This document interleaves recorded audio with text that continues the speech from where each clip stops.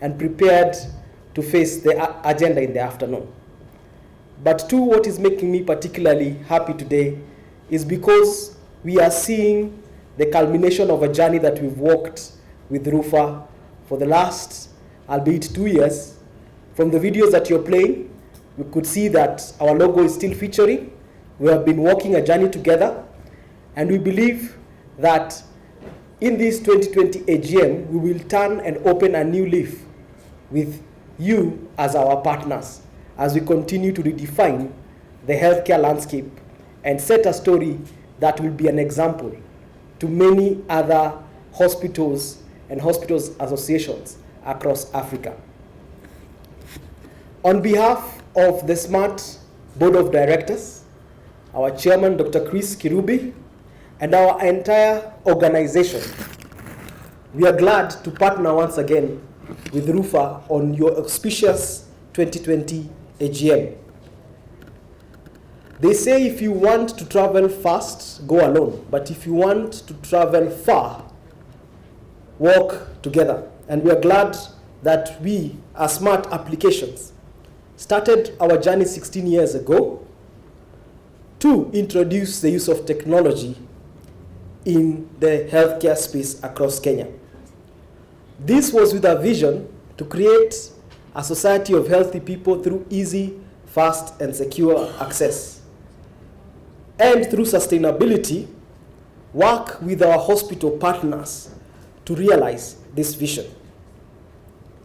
We were the pioneers of digital patient access across hospitals through our biometric smart card technology, which currently is in use by over 1 million Kenyans across 3,000 healthcare facilities in all 47 counties.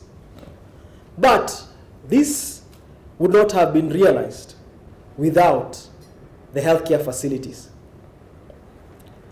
Through the use of smart systems, through the use of technology, and the acceptance for us to work together, we have seen the realization and mitigation of errors, fraud, wastage, and abuse.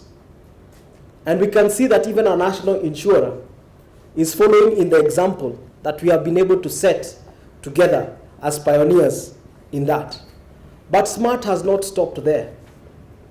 In the next few conversations that we shall have this afternoon, you shall see that we have used that summit that we achieved to launch ourselves to another level of excellence, working with you towards an array of new value proposition, not only stopping at member benefit and claims management, but at full automation of hospital processes, patient access mechanisms, and use of data at your facilities, which we shall show you through our smart hospital management system called Smart Health, our smart analytics, which we shall show you how you can use data to empower efficiencies and effectiveness in your treatment, in your planning, across your hospital operation, and other such tools that we shall take you through this afternoon.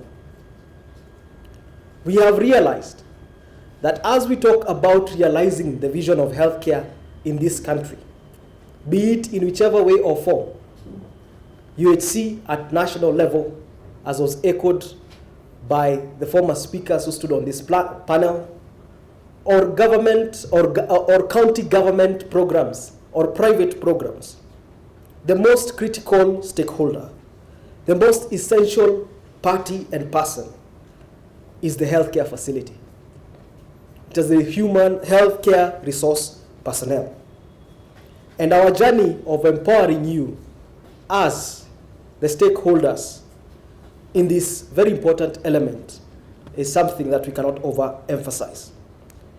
So today, as we launch our new phase of partnership with RUPHA, whom we are very proud of what you have become, whom we are very proud of the muscle that we can see you are commanding today, we realize that we must not tire in our vision of working together in extending healthcare access, optimizing healthcare access, and ensuring that healthcare access is sustainable through the facilities that we run and throughout the society that we serve.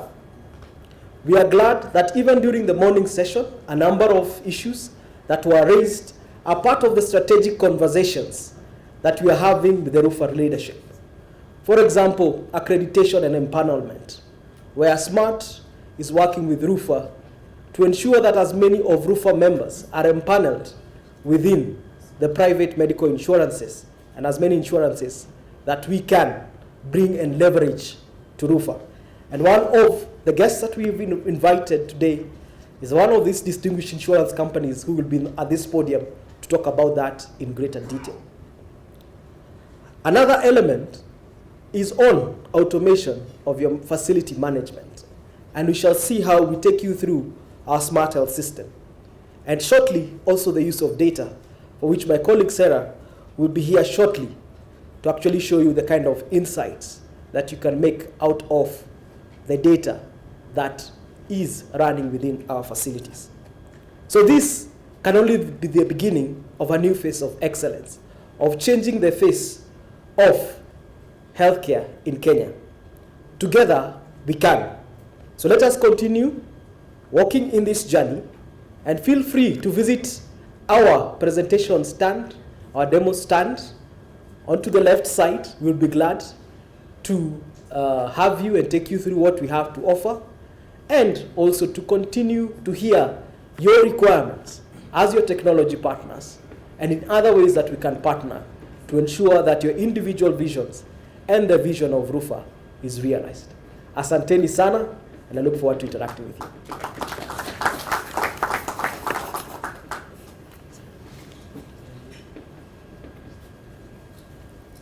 Wonderful, Bwana CEO. That is a very short and powerful speech. I also want to bring in our sister, who will be taking us into the next presentation by SMART.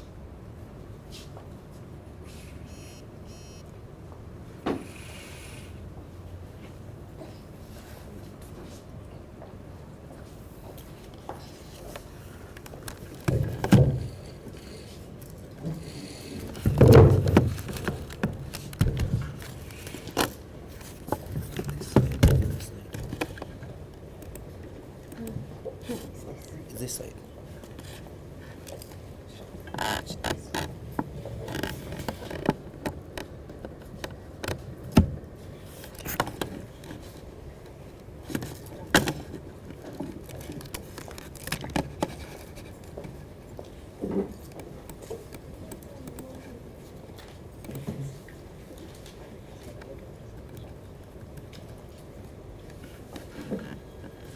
Good afternoon, team.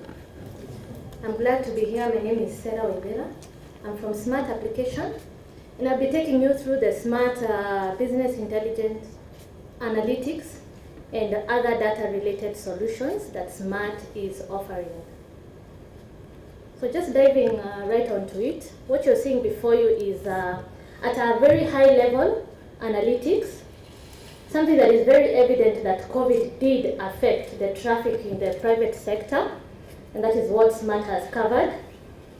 But what we have used is sample data for both RUPHA members and non-RUPHA members.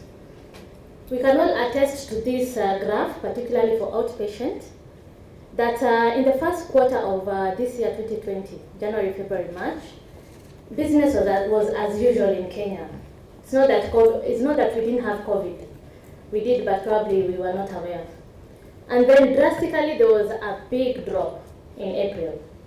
Obviously because we had a lockdown. This brings out the realization that the lockdown was mainly concentrated within the main city, that is Nairobi. And so it means that we have better healthcare facilities in Nairobi, and people in the regional areas of Kenya would rather travel to Nairobi. And so the lockdown contributed to that dip that you're seeing. It was a drop of negative 43%. And the traffic drastically went up in May but never recovered compared to first quarter. And the traffic continued all the way throughout the lockdown until around October into November, when the lockdown was lifted. We can see a little bit of rise on the traffic.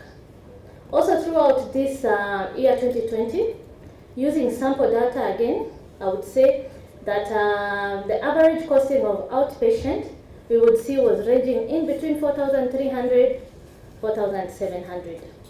And so such analytics can actually give you decision-provoking thoughts. Inpatient was similarly affected across the year, a dip in April, and all through October a little bit of a rise, and an average costing of around 110, 127, and obviously average costing will always be affected by the number of patients that visit the facility, and especially if the prices have not been reviewed despite the pandemic or despite any inflation that is affecting the country. I'll be open for questions later, but allow me to proceed. With the great coverage that SMART is having across all 47 counties in Kenya, SMART is the best, is in the best place to give analytics that are insightful, decision-provoking, and even predictive. When I say predictive is, when you already have seen how trends are going, then you're able to predict even the next coming quarter or the next coming days. But what we will be offering RUPHA for their systems and their members is an outlook across the country of distribution of traffic. How are these locations being trafficked? How are the most prevailing diseases, like the chronic diseases, or even drugs, the most used drugs, so that it can also guide the members on what to restock in their pharmacy. Data is the new gold. Data does provoke decisions, and data can save you a lot of money, especially when providers are planning to open a facility, a big hospital that is planning to open a branch. They're in a better position to approach SMART or to approach any company that has good data to give them advice on the placement of traffic and the services that are being used so that they can be well guided. So you can see the distribution. Obviously Nairobi is very high, and the obvious reason is because the facilities are quite good, but also the population is quite big as well. And you can see Kiambu is almost similar and next to Nairobi when it comes to traffic and even the cost. Kiambu is densely populated as well, followed by Mombasa, and you can see Kisumu being a little bit low, quite low, very low in fact. If everyone opts to come to Nairobi, then you would expect even the major cities to have low traffic. And so these are the kind of insights that we are going to offer RUPHA and their clients. In every angle, if they want to know on procedures also can guide you, and any other category of the services that are being rendered by hospitals. But I want to mention today, and I want to take this opportunity, because we have a hospital representation, a very good representation of the hospital. We are having a major problem when it comes to standardization, something that you've also heard the NHIF mention. What is happening even in one particular hospital? I can give an example of, I don't know, and it's just for example purpose. Okay, let me call it provider A. So provider A has 5 satellites, and within their systems, their hospital management system, they have a list of services. But they keep changing the codings, they keep changing the names, and we can obviously see that they've not adopted any type of standard. And it begs the question, is it that we are not aware of the medical standards that are supposed to be adopted? Is it something that we need KMPDB to sensitize and put it as a mandatory for our hospitals? The reason why this is important, it does delay payment for the hospitals. Every time the data is hard to read, every time there's a spelling mistake, every time the data is not standardized in any given period, it's going to delay payment for the providers. So we are urging the providers. SMART does have systems that are already aligned to standards. That is the hospital management. So prove the standardization required for your own systems. So I really had a burden to mention that in this forum. Thank you. The standards that we have had discussions around with the MOH and the Kenya Healthcare Federation is, as you see on the screen. With the diagnosis, we are heading into ICD-11. Most of us are using ICD-10. ICD-11 is much descriptive. It even gives the underlying reasons for the diagnosis. It might take a while before the local market actually adapts to this. Medication, ATC, but we can also adapt our own local standards. And radiology, there's DICOM and RADLEX, but again, we can always adapt our local standards as we work with MOH. But by all means, we need to work together, and RUPHA now will help us in achieving this standardization. For procedures as well, consumable is a whole big list. There's the KEMSA list, and of course, aligning our systems to what we call the unique clinical messaging. The HIPAA, we've all heard of HIPAA standardization.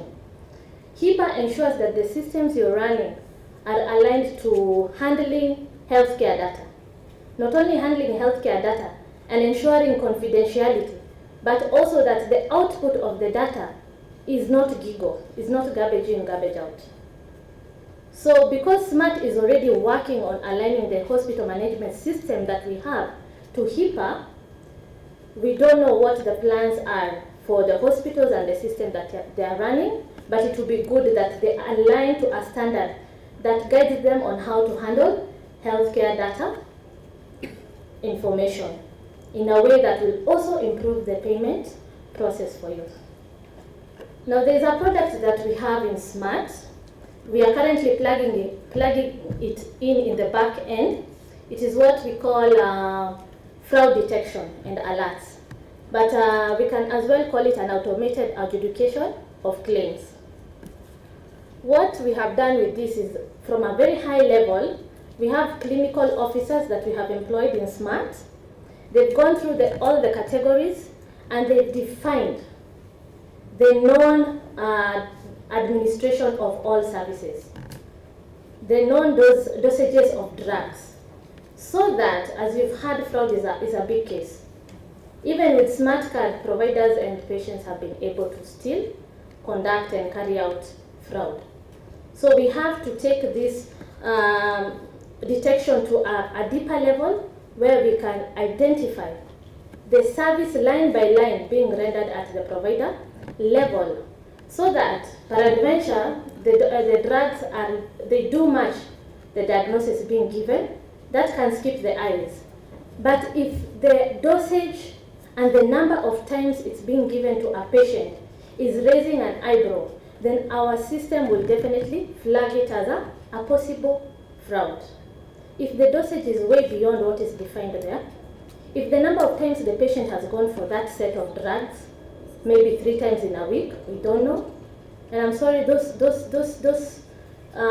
kind of practices have been caught a number of times, and we want the members of RUPHA not to end up on the wrong side of this credibility. So we hope that you'll be open to work with us on this item. So like I said, we have plugged it on the back end, but we want to stop it from the front end while you are billing.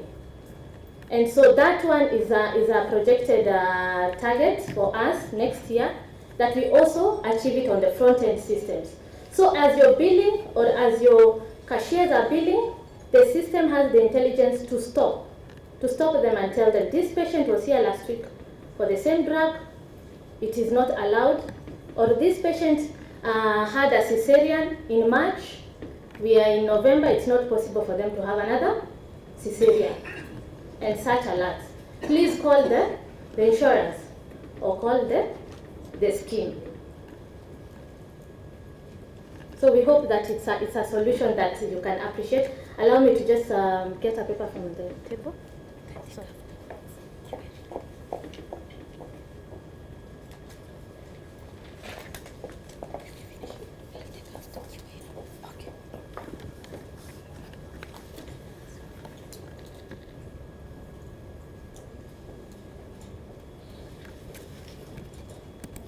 very fast, allow me to take you through what happened.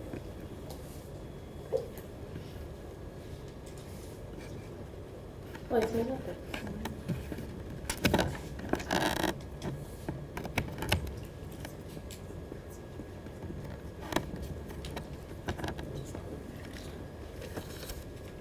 With the data that, the sample data that we've used and the coverage that we have, there's an output and behavior that has been picked out throughout the quarters. We all saw how the traffic was, and some items that came up after our lockdown and after COVID was realized in Kenya is that between Q1 and Q2, we had, you can see in Q1 we had acute upper respiratory leading. I'm sorry, it is ascending from below to up.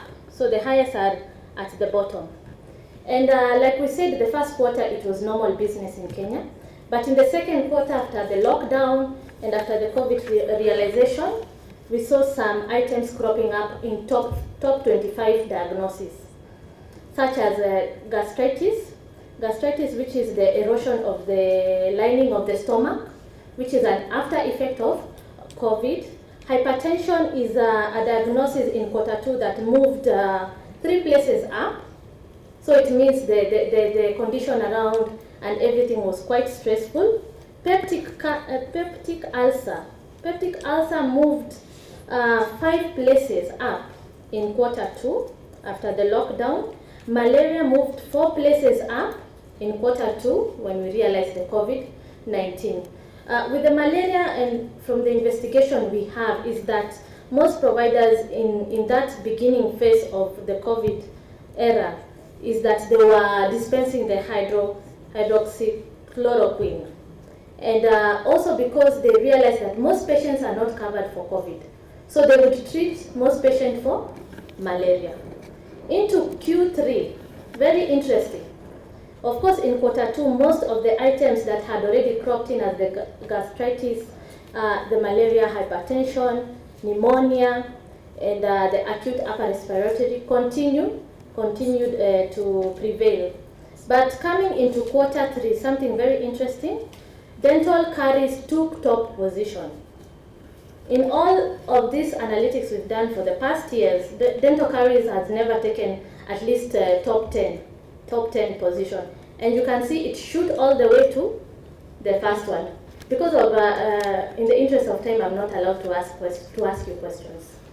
So the use of mask and the contamination and the carbon dioxide always being trapped in has seen most patients trafficking the hospital in a high number for dental.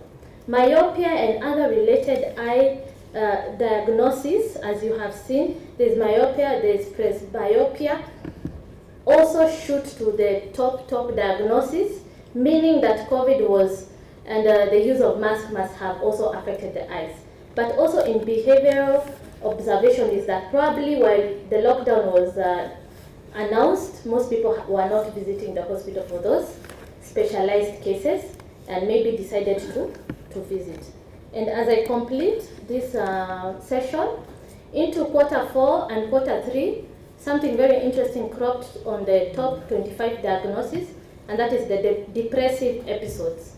It is quite real that COVID has really created a lot of stressful situation, and let me not call it depression per se, but depressive episode. And the gastritis, issues of the stomach and the lining of the stomach does affect the mental health of any person.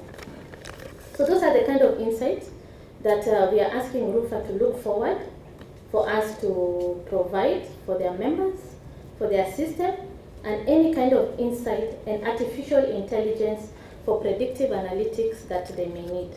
Thank you.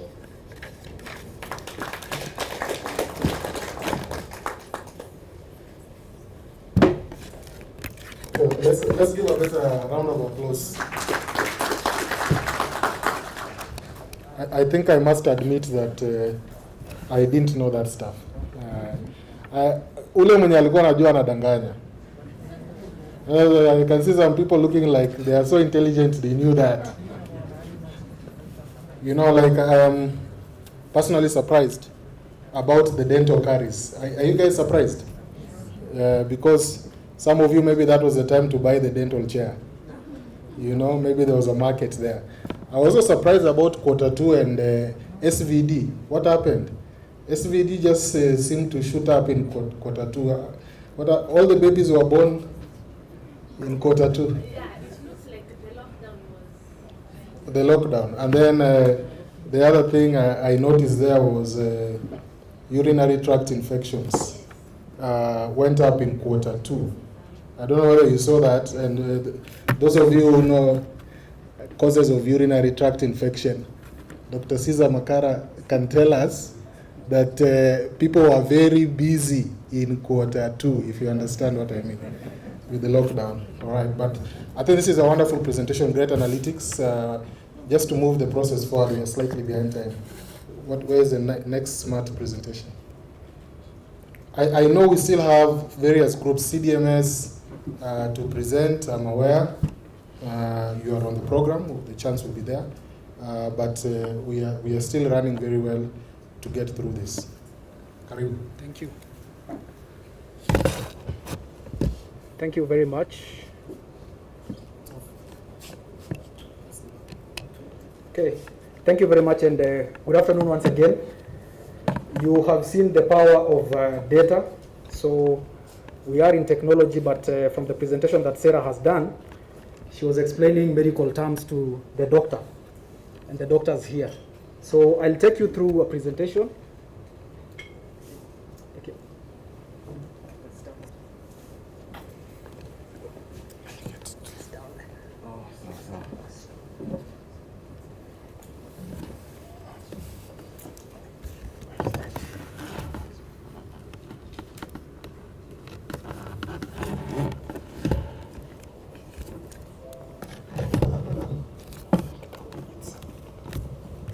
It's a bit closer.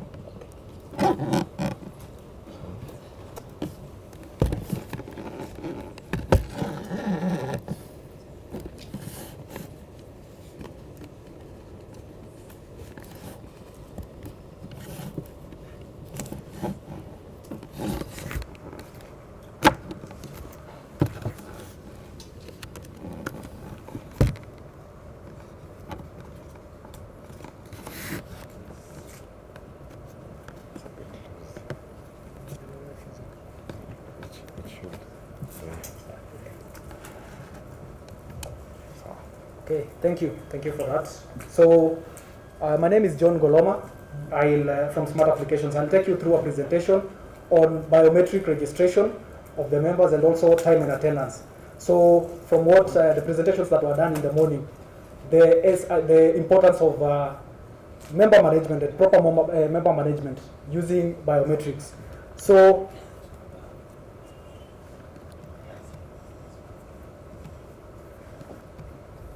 in terms of member enrollment, the solution that we do have is for member registration, both on site and off site, that is at the hospital, and also when you're doing a campaign, maybe you're trying to register the members out there, the system is able to do that. And of course, there's also the advantage of both online and offline capabilities, and mobile, as you will see shortly. So in terms of the biometric or the biodata, you are able to capture all the information on the member, that is the biodata, from the name of the member and also the socio-economic factors and information as desired. So the advantage of the solutions that we provide is that they are customizable, and therefore there's that flexibility whereby whatever information and data that you want to capture, we can be able to customize the solution and application to be able to work as per your requirements. And of course, there's also the fingerprint registration, which I'll show you shortly. Then there's also the facial capture of the member that we're registering. And the system is able to register both the principal member and the dependents. And for the principal member, as you will see shortly, we are able to tag the information. So if I'm the principal member, all my dependents will be under me. And therefore, there's a unique identifier that is going to be generated by the system. And this is what we will be using to identify the member. But the unique identifier is going to be the fingerprint, and therefore you present your fingerprint, and you are able to get and access services at the healthcare facility. So now the other solution that I want to speak about is the time and attendance and access control system using biometrics, which is a simple and fast time and attendance system.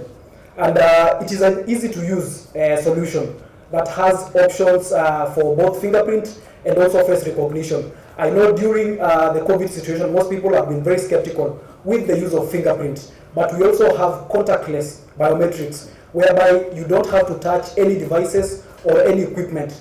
You just present your face, because the system covers both scientific people. And it's a system that can cater for single or multiple officials. An example, if it's a hospital that has branches across the country. And then the beauty about the system is that it's able to integrate to the existing system at the workplace. If you have a HR system or an ERP system, the system is able to cater for that, because you want to be able to have an application and a system that is able to communicate with the existing application. And therefore, if you are doing processing of payroll, it becomes easy because the system is able to compute the timestamps for you. So the only thing that happens now is that that information is relayed or transmitted to your payroll system, and it's able to do the processing for you based on the number of hours that maybe the person use. You don't need to have a lot of training in order for you to be able to access the system. And I know that most people, or most of us, whenever we hear about biometrics, we know that that kind of science is very complicated. But we ensure that we walk the journey, have competent users in terms of the system. In terms of reachability, the call center, which is 24/7, so in case of any support, you are able to reach us. As I had mentioned about the accurate data, because the data is automated, and therefore this time we are not using a book somewhere, or we don't have anybody manipulating. It's a role-based system, and therefore access is only allowed specifically for those who have access to the system. Therefore, of case A, which we normally refer to as a radio frequency identification card or RFID. Therefore, with that, we employ something we call multi-factor authentication, whereby you tap your card and then you have to present either your face or your fingerprint. Some of the customers where we have implemented the system, the likes of Aga Khan University Hospital. Solution for member enrollment and verification. So just let me go as well. After that, now we go to do a small survey.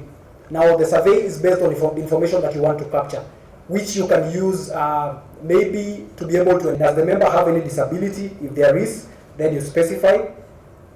Then is there any chronic ailment? Then you are able to specify as 1 year. If yes, then you mention, then the number of times you specify, let's say like twice. Okay. Then the information continues. Have you spent money out of pocket for medical treatment in the past 1 year? If yes, then you specify the amount that has been spent. Then have you sold property to settle hospital bill? If there is, there you specify. Then is there any other form of medical insurance? So if there is, then you are able to proceed and specify on the system. Then once we capture that, we proceed now to biometric registration, where we capture. Okay. Then I have my fingerprint reader. It's connected to the phone, as you can see here, through an OTG device. So as I had mentioned, you can register members both on phone and also on the PC. Okay. I'm trying to capture the image and our fingerprint. Okay, there we have it. Then we go next. Now we want to capture the photo of the member. Okay.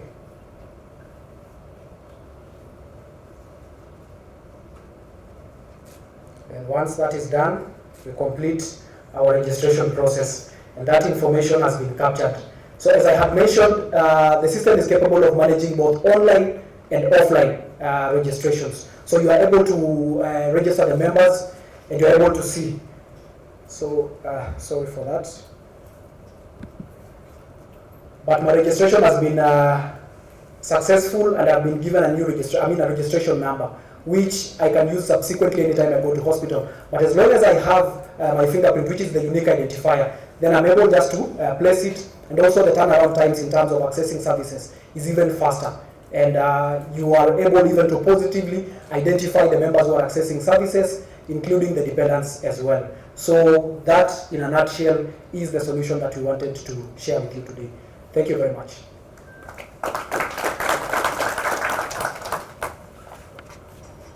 All right, thank you very much. Okay, so another round of applause for my friend John. I hope that you have captured some interesting points in that. I was very fascinated by the last one, where he was doing the member registration. And I was actually wondering how you are capturing the detail before you lifted the fingerprint device. But I don't know about my friends out there, but personally very impressed by the fact that you can do it with a phone. You know, a smartphone from your pocket, and that thing which you can even carry also in your pocket and be able to do that. But it's a wonderful presentation. Now, I think that some of us might be asking why this kind of presentation from smart applications. And I feel like I should point out this, which I think it must have struck some of you by now. I was having my lunch with Dennis Baraki, our friend from Nyamira. Where are you? Where's my Nyamira friend? I cannot see you. Amenda wapi? Na mwingine alikuwa nani? Was it Job? Yes, there, right there. Our friends there traveled a very long distance. And these colleagues are struggling with this issue of a declaration by NHIF. In fact, I would not be lying to say that was one of the major motivations for joining RUPHA. And they also reminded me that hiyo isipokuwa sorted watu wataanza kuhama. Is it true? Is it true? Nani anataka kuhama na lunch kama hii bwana? But really, the point is this, guys. There was a question that they were raising during lunch. When I placed it to Kohora, whether they will stop declaring facilities or they have stopped. I think you remember the answer. Very direct answer. He said, we have and we shall, isn't it? He said, we have and we shall. Now, obviously, as an association, we must keep fighting for our members to get accredited. But one of the solutions we are really seriously thinking about as an EXCOM is to find a way that this network that we are building can actually tap into the large market out there. And personally, as an association ourselves, be able to actually carry a card that is valid at RUPHA facilities. You understand how we are thinking? We need to be able to think like that, because I think that in the future, it is probable that some of us, our investment will go to waste unless we start to think of alternatives. And so this is a wonderful, thing that Smart is putting on the table. This is the direction we need to think about. We need to think about in-house solutions to the challenges in the health system. And look, I always argue this way. NHF does not have a single hospital. They don't have one hospital in Kenya. Who are they relying on? Who are they relying on? They are relying on us, isn't it? Okay, so imagine if we decided to be our own NHIF. Who will they rely on? No one, isn't it? Thank you. So I hope you get the line of thinking. Next presentation. Now this one we have to keep it short. Naona ni kama time imeenda. Sawa? Okay.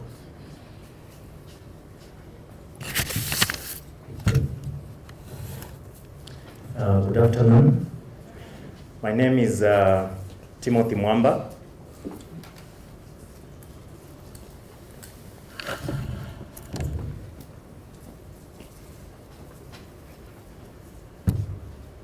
My name is Timothy Mwamba. I'm from Kenyan Alliance Insurance Company. I'm the head of healthcare. There we don't call it medical insurance, we call it healthcare insurance. And I'm glad to be part of this team, and of course to be part of the partnerships that we are having with you. Of course, some of you, we have already accredited you. You are part of our service providers. Our clients are able to use our cards in your facilities and obtain medical services. Accreditation process. Kenyan Alliance is an insurance company. 1915.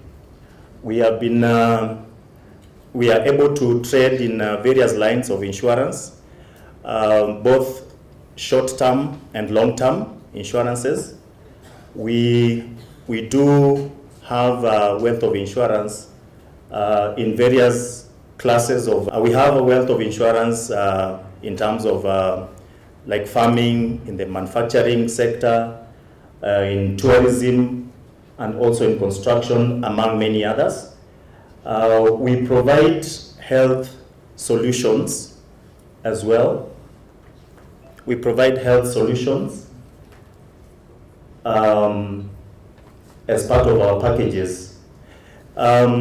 Just to mention also that apart from medical, we are able to provide solutions like personal accident. We are able to provide cover for motor vehicles, professional indemnity for you as professionals.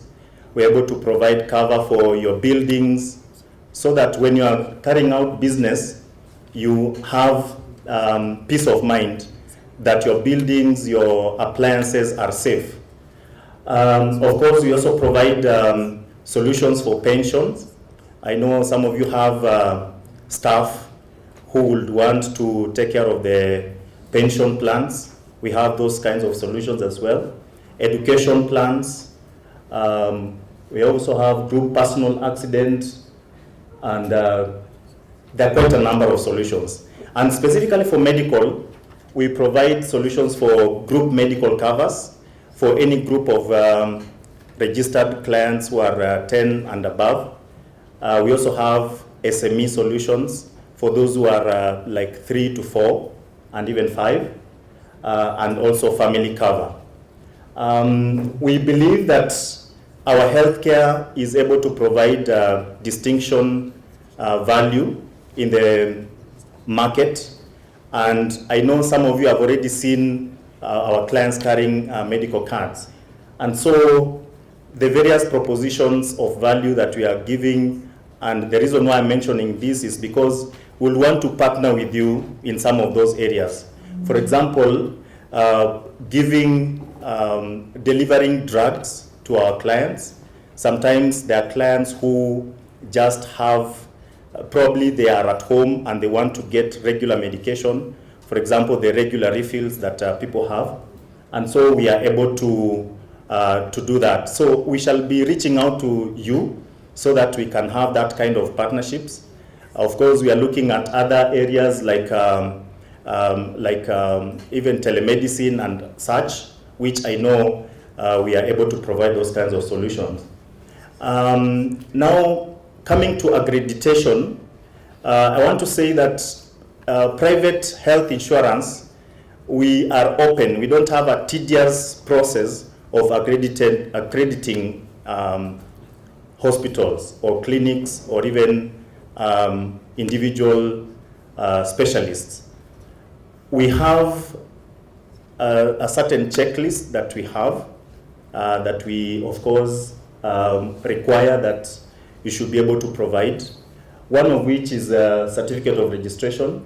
Tax compliance is very important. PIN certificate, and of course a license from the Kenya Medical Practitioners and Dentist Board. We always want to have the profile of your clinic or your facility, so that at least we're able to know what kind of services are you having.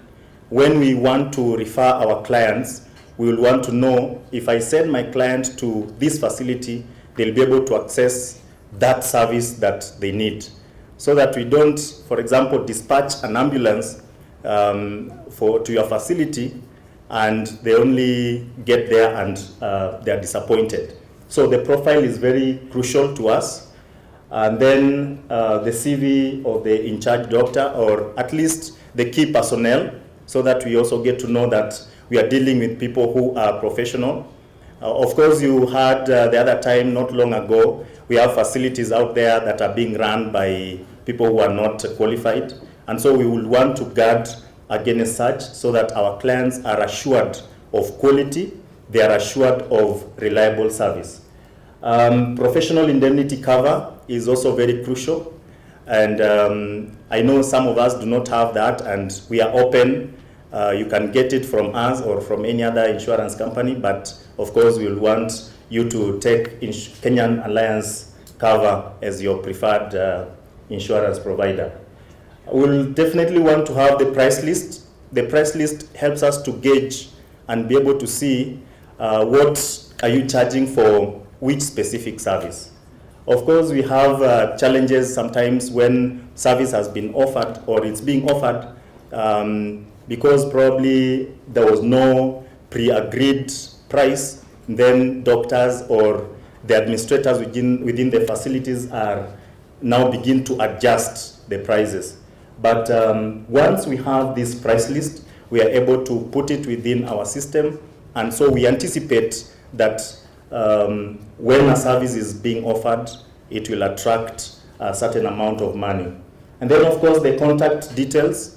Sometimes we want to do a referral, or we want to get a clarification, or we want to give a communication. We'll want to have a list of contact persons and their details, so that we have it in the database and we are able to make the communication to be very clear.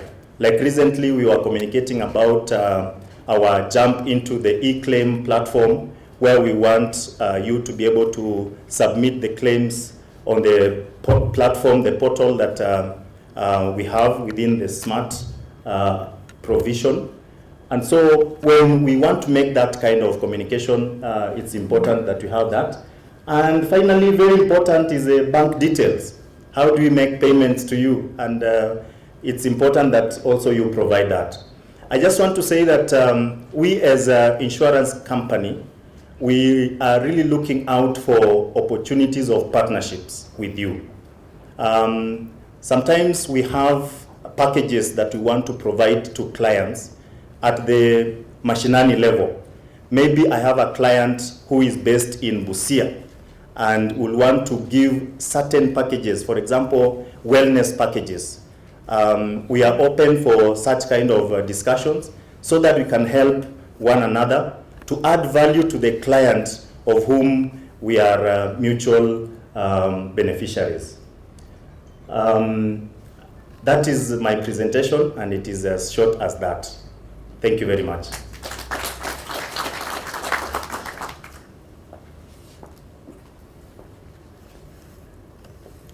Thank you very much, Timothy. We will have a very last presenter who will be taking us through the Smart Management Information System. My name is Esther. I head hospital operations at Smart. Many of you have interacted with me. I was in the conference last year. I take care of all of you at Smart, so I am very happy to be here. This is actually my event with Brian, and we shall walk the journey presentation this afternoon.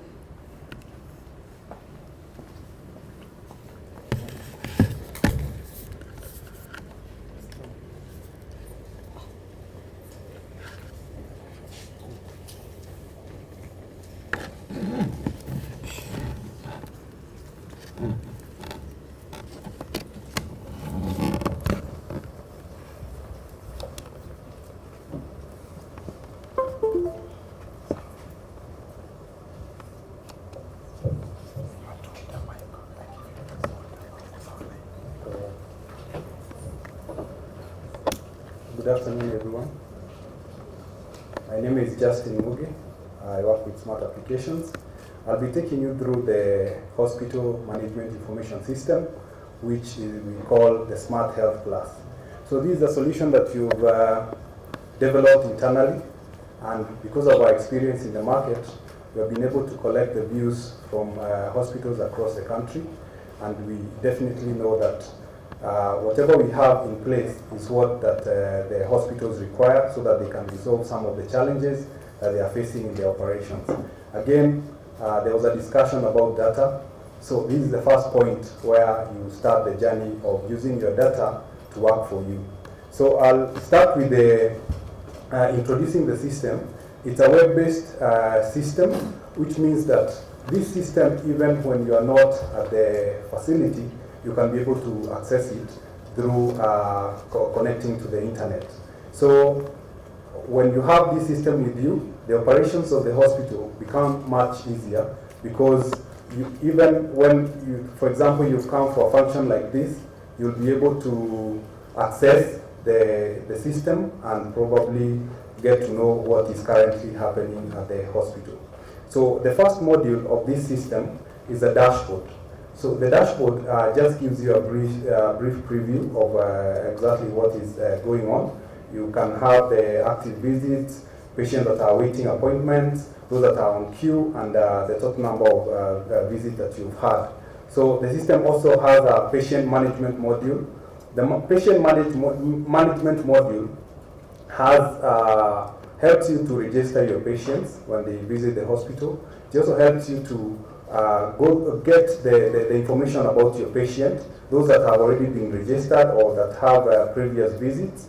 And if it's already a new patient who has never been at the hospital, you'll be able to record their details. So at this point where you're recording the details of a new patient, you are able to get the bio details of the patient. And again, nowadays the phone number is actually very important. Why is that the reason? You will find that we are able to connect this system with an SMS platform, which means that if you, for example, want to have a rapport with your patients, you'll be able to automatically communicate to them. If it is things to do with appointments, we can be able to set auto reminders for appointments through the SMS platform, and actually that helps you and ensures that patients don't miss their appointments. Again, we are able to monitor the journey of the patient. So when the patient is queued into the system, you can be able to actually monitor and tell how long they have taken in the various departments. So you can see, for example, this particular patient was queued for consultation at this particular time. So this journey definitely allows you to know the turnaround time of the patient and helps you to improve your service delivery. And at triage, when the patient has been queued, most times you find that the patient goes to the triage before they go and see the doctor. So at this point, the triage nurse is able to record the vitals of the patient.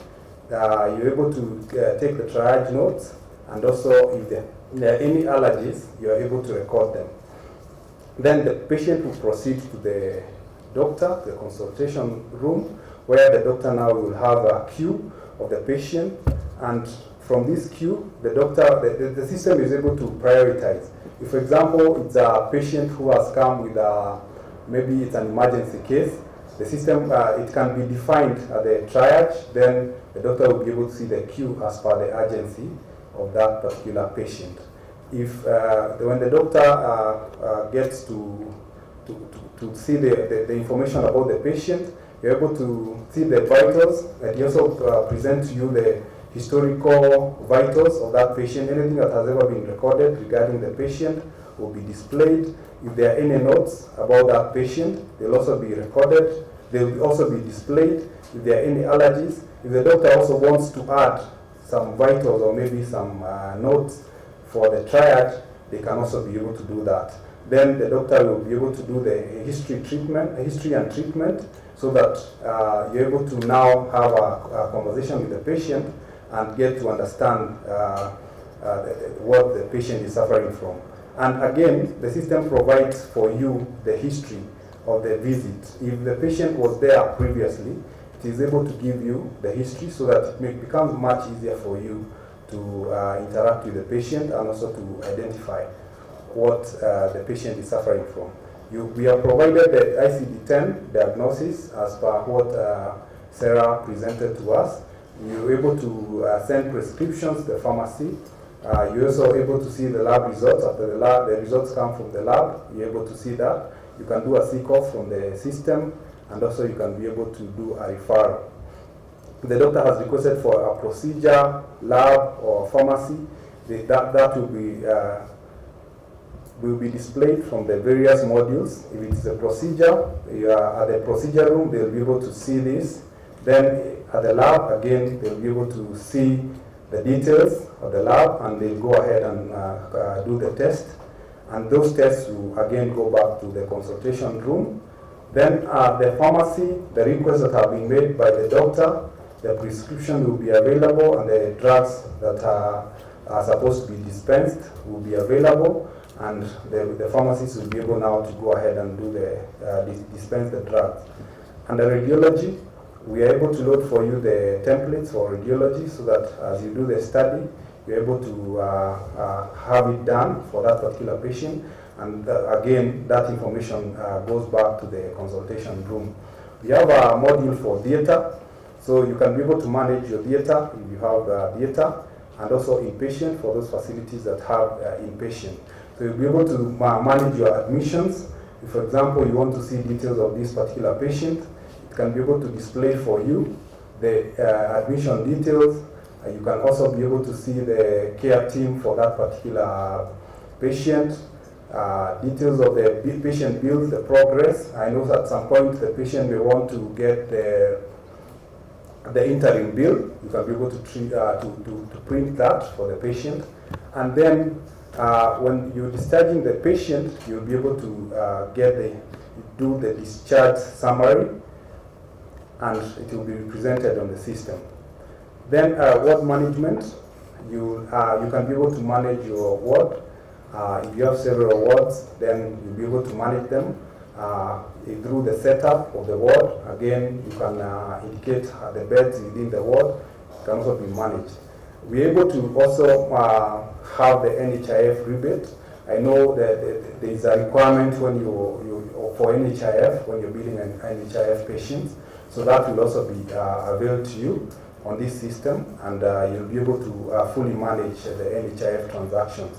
Something else maybe to mention at this juncture, you're able to also set limits. I know for NHIF, for various facilities, there's provision for limits.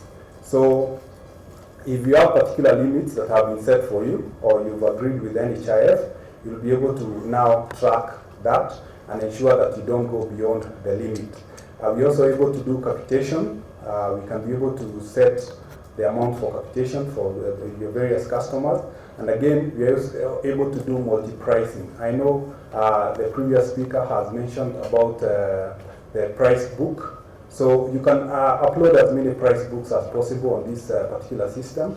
If you have a discussion with an insurance company, or maybe one of your clients, and you've agreed on particular prices, you'll be able to update that, and the system will automatically effect that as you're billing the patients. So you'll be able to do the discharge and the inpatient, and that's the information to do with the inpatient management.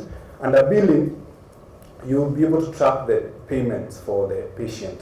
So we can do it in 2 ways. There are times where you want the patient to pay first, probably before they access the service, or they pay later. It all depends on the setup of the hospital, and that can be able to, we can be able to configure that for you. Then you're able to track the receipts and also the invoices. You can see the history of the invoices.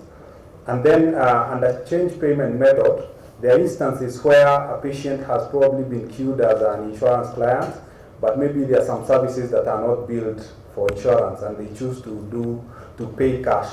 So you can change the method of payment, and that way you will be able to bill that patient.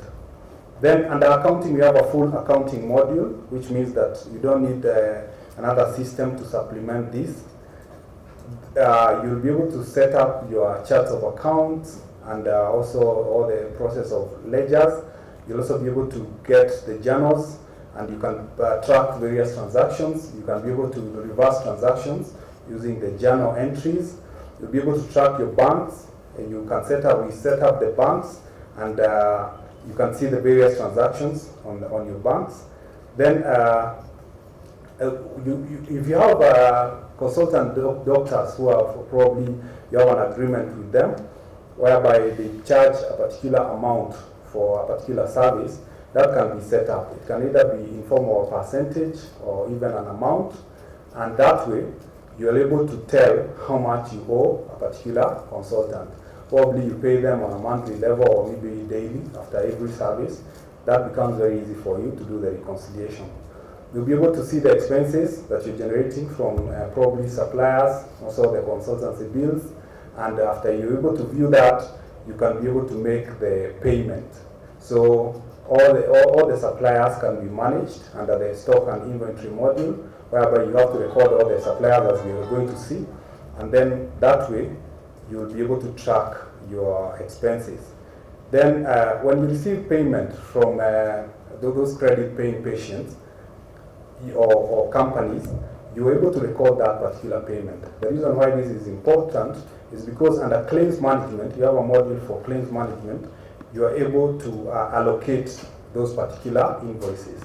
So the system helps you to do auto allocation of the invoices after the payment has been done, and that again makes it very easy for you to do the reconciliation of claims. Shift management, you may find that you have several cashiers that are collecting cash. So you can be able to set up their shifts, and every shift you can be able to tell how much has been collected. You'll be able to manage your petty cash, and again we're going to see a full module for reporting down. But maybe let's highlight a few things on the stock and inventory.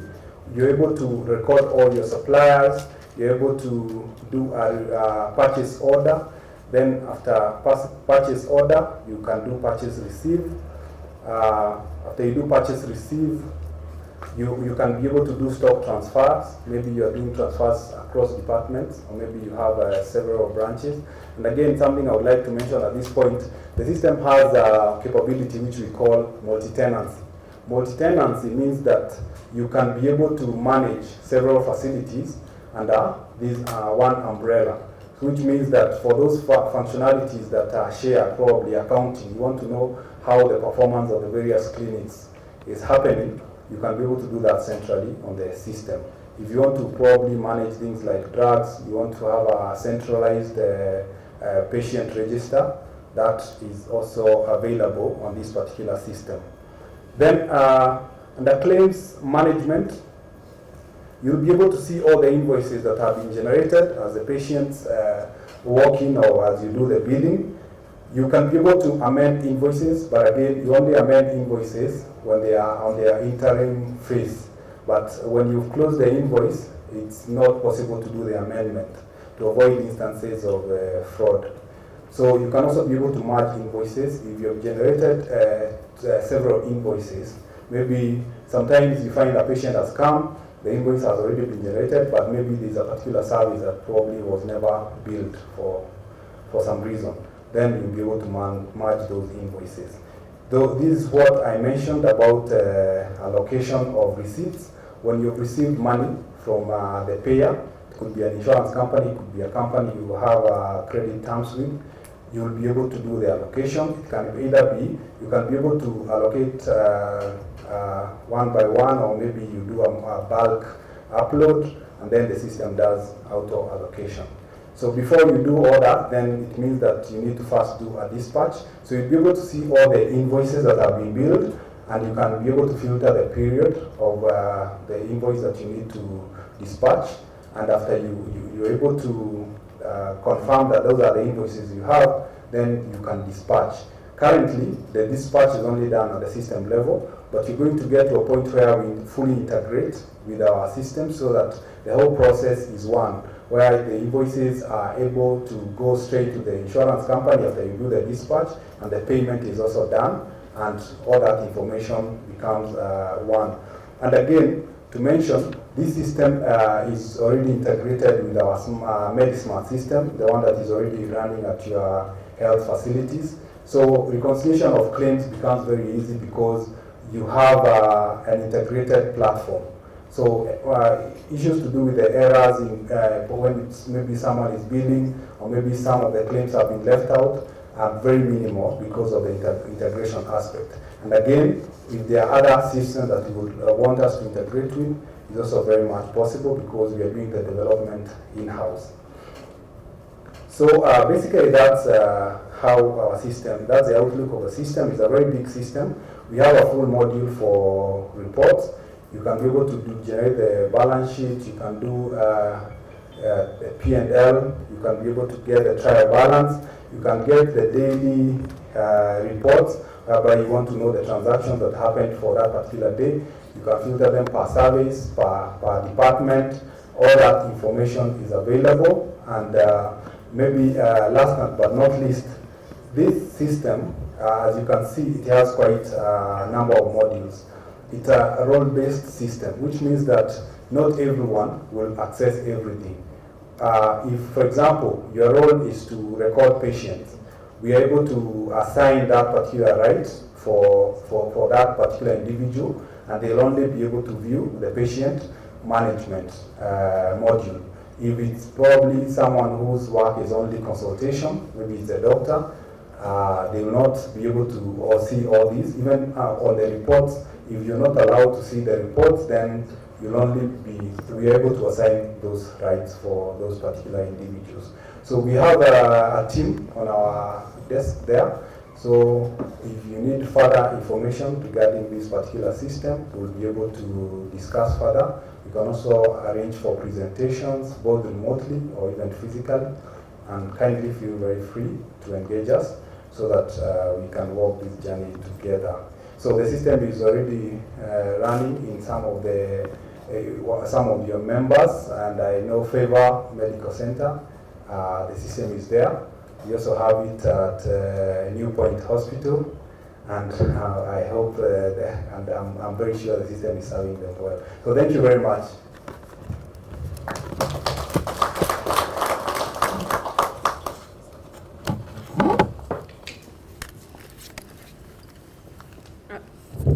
All right, thank you so much, Justine. I just wanted to mention that we have a special pricing for RUPHA members. So you could visit our desk. We will be sharing the pricing matrix for the system, and we'll be able to explain further on how the system works. Thank you so much. Unless Brian will take questions for us. Not taking any questions. Another round of applause for Smart. I think you heard him mention that the system is running at Favor Medical and New Point Hospital. Now, for the sake of open disclosure and honesty, Favor Medical is the vice chairman's hospital. New Point Hospital is the chairman's hospital. Lakini hatukulipwa. I think, in fact, I was rather surprised to learn that you are running on the system, that Kariuki was already running the system at Favor. And we came in later. As we are talking now, Esther's team of developers is actually in Joro, in Nakuru, installing this patient management system for New Point Hospital. And I know we are going to have a nice experience, yes, and we look forward. Otherwise, tutaambia members, tafadhali usiguse ama namna gani. No, I'm joking. Yeah, but I mean, so far your support has been tremendous. Now, my friend was going to do us a bio break. You ready? You ready? So, Evans from, tell me, I know it's the other one, Ravin, isn't it? Yes. Come.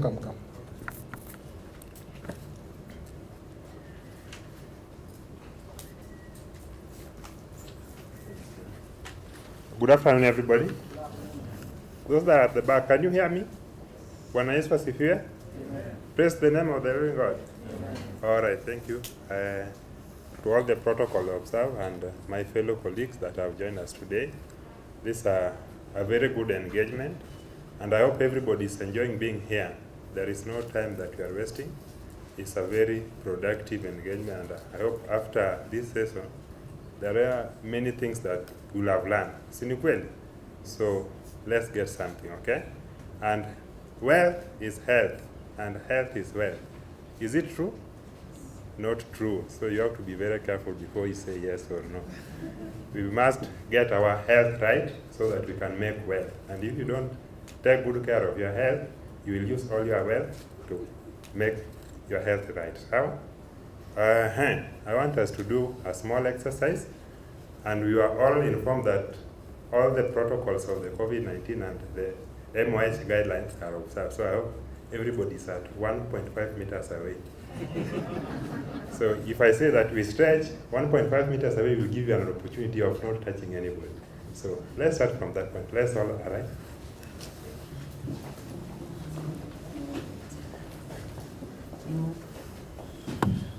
And because I know everybody likes this session, it's going to be a very small procedure that is not going to take us not more than 3 or 4 minutes, and we should have been done and get back to the normal running of the activity.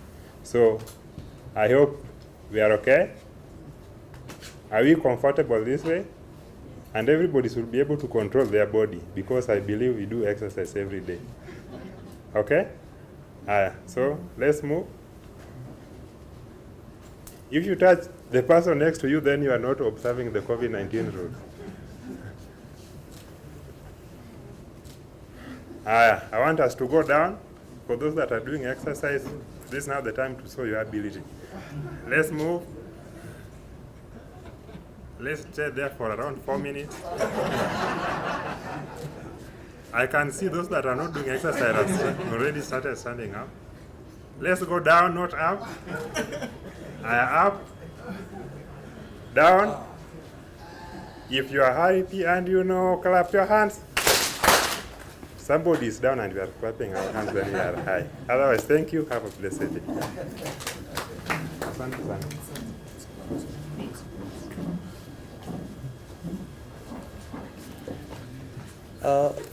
Thank you very much. That is Ravine Glory, all the way from Baringo County. Thank you so much. At least Jogoo wa shamba ameweka mjini for the first time. We are going to hear again a short presentation, and this time I want to call an organization called CDMS. They are also our sponsors, and we also have a deal with them tomorrow. We'll be signing an MOU with them tomorrow on how we'll be operating. CDMS is led by none other but our brother Sam Agutu. Put your hands together for brother Sam.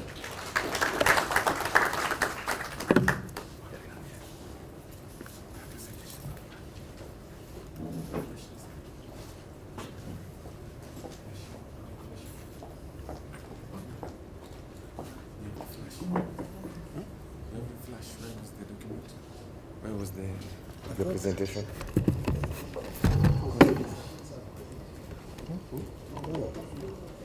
I thought it was actually. Excuse me. No. It's here. Yes, it's there. I thought it was loaded here. Yeah, it is. This one? Yeah. Oh. Yeah. No. See here, see here. No, not that one. See here. This one has it. See here. Look. Here. Just bring my bag. See your bag. Bring my laptop. Your? My laptop bag. It has a flash, right? So you just press the flash. I thought that they had loaded it here. No, here not.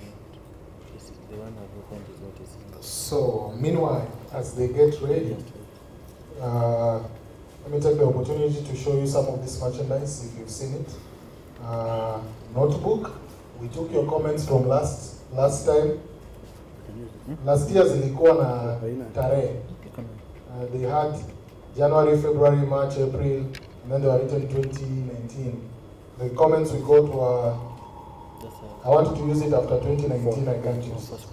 I think that was the feedback. So if you look at them this year, this one's Hazina Tare, they're just plain notebooks. So you probably can use this for a long time.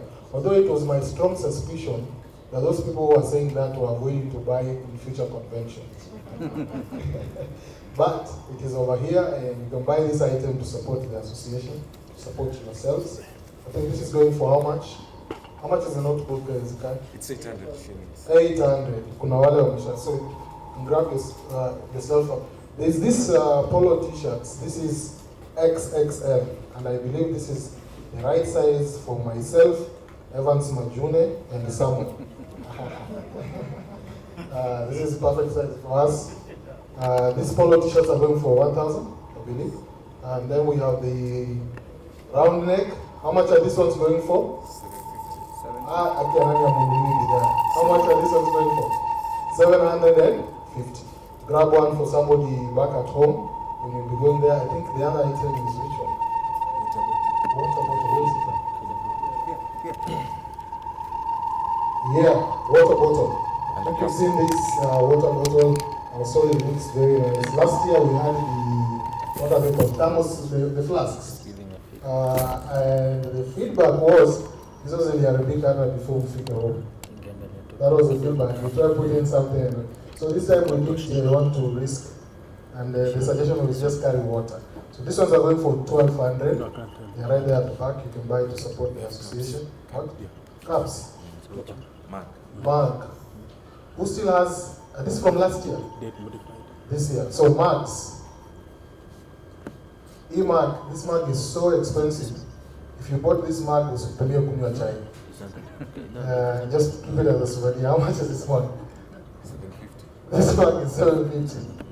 No. This is not for tea. This is souvenir. If you're going to use this for tea, make sure it is very expensive tea than this one. Alright, so just wanted to let you know about these items. Now, these items, we purchase them from the money that the members contribute. We make them. And so we put a small markup on them because, I mean, the association has to be self-sustaining, not only for the current EXCOM, but for future EXCOMs. Because if we ever go to a point where we don't have resources, it's going to be very difficult to get things done. I think you've seen some of our media engagements. You've seen some of them, isn't it? Sometimes we call press conferences and we give statements about things. I mean, I would like you to know those things are not for free. For instance, if we call a press conference to talk about private COVID, we get KTN, NTV, whoever they have there, they charge. They say, and they charge depending on what slot you want. Sasa, it's like a market. Unataka kuonekana saa 3, saa 1, saa 10, ama saa 7. So obviously, if you pay less, utaonekana saa ngapi? 11 p.m. You know that slot at 11 p.m. So, I mean, and this is all about keeping visibility. Part of the reason why we have grown in influence as an association is because of our media presence. Just being out there in the news, getting talked about this kind of forums. In fact, one of my friends from CAF, Kenya Association of Private Hospitals, who are our friends now, were not before, but they were saying, the comment on their platform was, we have to give it to RUPHA. The one thing RUPHA has managed to do is to stay relevant in the news, in the city. Every time you hear about RUPHA. But I think for the vision that we should have for the association, we have not even reached the level of relevance that we require for us to be able to make things happen. At some point, it was difficult for, where's Kefa? Kefa was making me laugh, Kefa from my mind. He was telling me he even got a call from his branch manager. And Kefa was like, no, we have a very good relationship. But apparently, one of the members from that area called the EXCOM and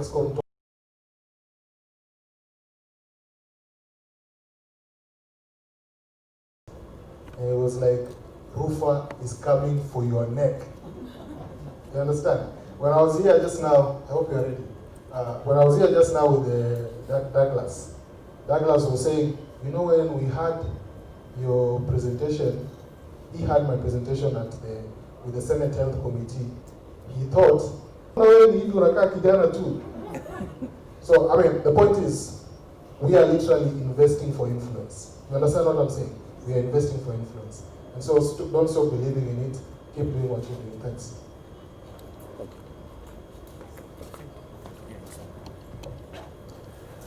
Thank you very much, Brian. Good afternoon, ladies and gentlemen. My name is Sam Agutu. I'm the CEO of CDMS, the Chronic Drugs Medical Scheme, and I've got a brief presentation for you. It's always difficult presenting at the end of the day when people's interest is, or blood sugar levels have gone down. But I hope that you'll give me your 10 minutes. Now, CDMS, Chronic Drug Medical Scheme, we are a social enterprise. A social enterprise is an enterprise that first and foremost believes in social impact in everything that it does. So we are an enterprise in that we do business and sustain ourselves, but overall, the key thing is that we must create social impact. The founders and pioneers of CDMS, including myself, have been in this market for several years in the insurance industry, developing mobile-based health financing, microinsurance products, using smart cards. We had a product in 2011 called Linda Jamii, which was a pioneering product. Our mission is to facilitate the delivery of affordable but high-quality patient experience. So patient experience is at the key, at the core of what we do. And to do this, targeting low-income populations through strategic partnerships like the one that we are going to have with yourselves.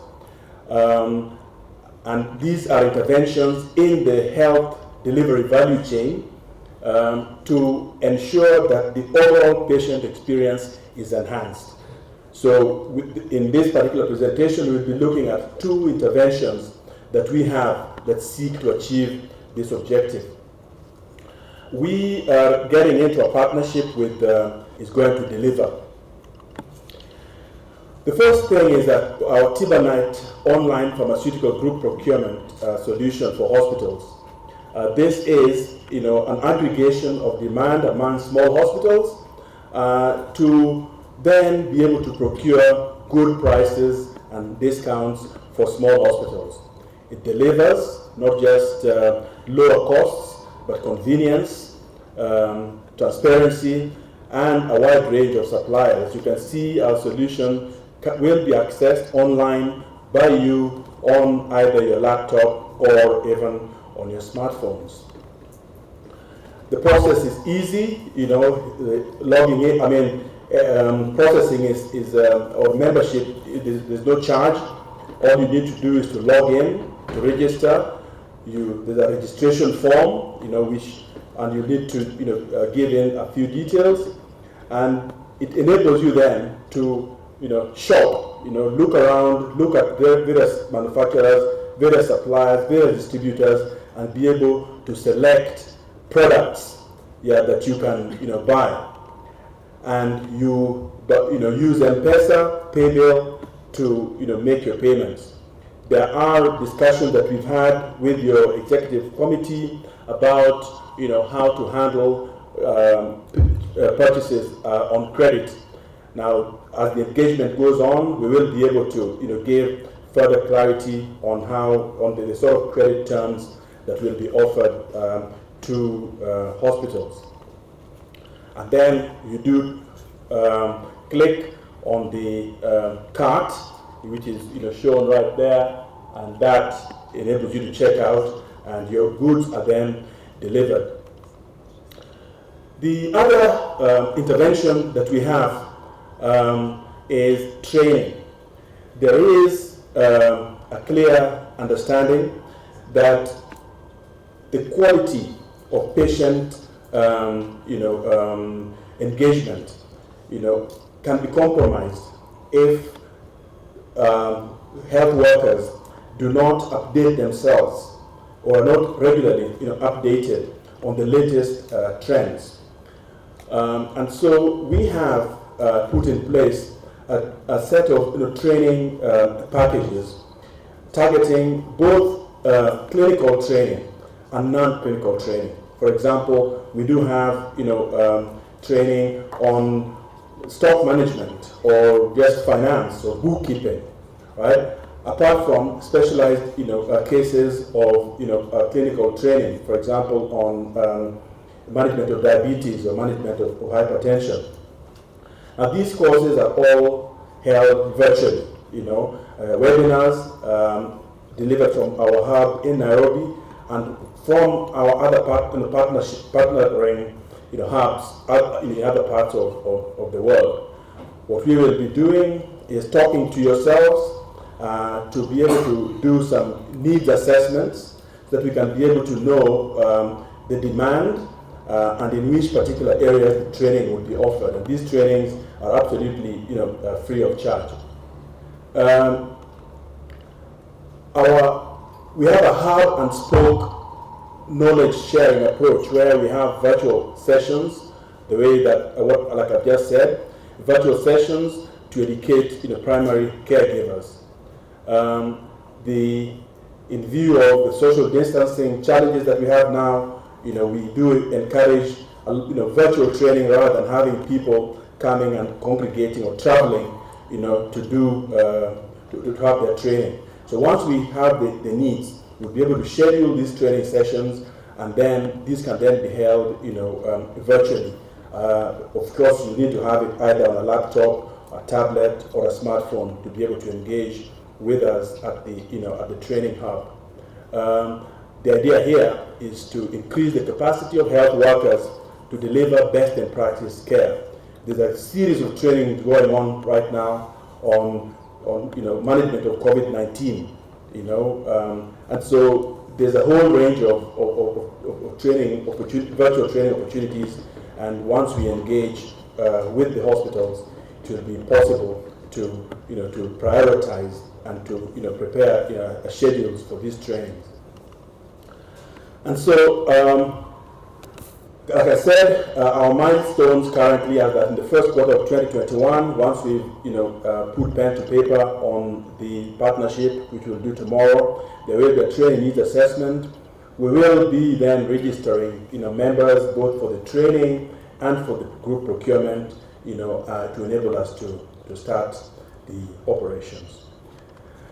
And so our motto is equal access to quality care for everyone. Thank you very much, ladies and gentlemen. Thank you, Sam. You really kept time. Yeah. Awesome, thank you, Sam. All right, so friends, colleagues, we are getting towards the end of today's presentations. We are going to have a small feedback session at the end. I don't know whether we have presenters from Intermedica. Beatrice, you ready or you want to go tomorrow? Today? Okay.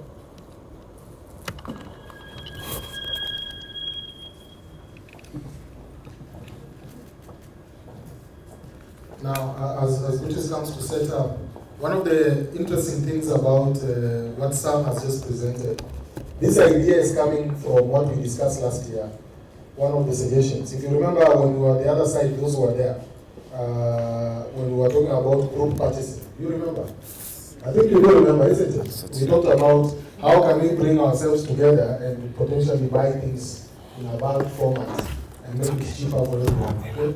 And we have been talking about setting up our own logistics agency for RUPHA, and we think we found a potential partner who can help us, finish the journey. What CDMS have done is to develop this platform they are calling TIBANET. And then, so on the TIBANET platform, anywhere around the country, you can go ahead and order medication from different suppliers. Now, what we are still trying to figure out, and this is a discussion we are still having, is how to handle the logistics. And in general, we seem to think that as an association, we can, together, maybe invest in the logistics side of this, so that, this is like when you're buying goods on online. Okay, let's say you're buying from Amazon, for instance, this kind of model. You will go in, you find items, you pick. They are from different suppliers.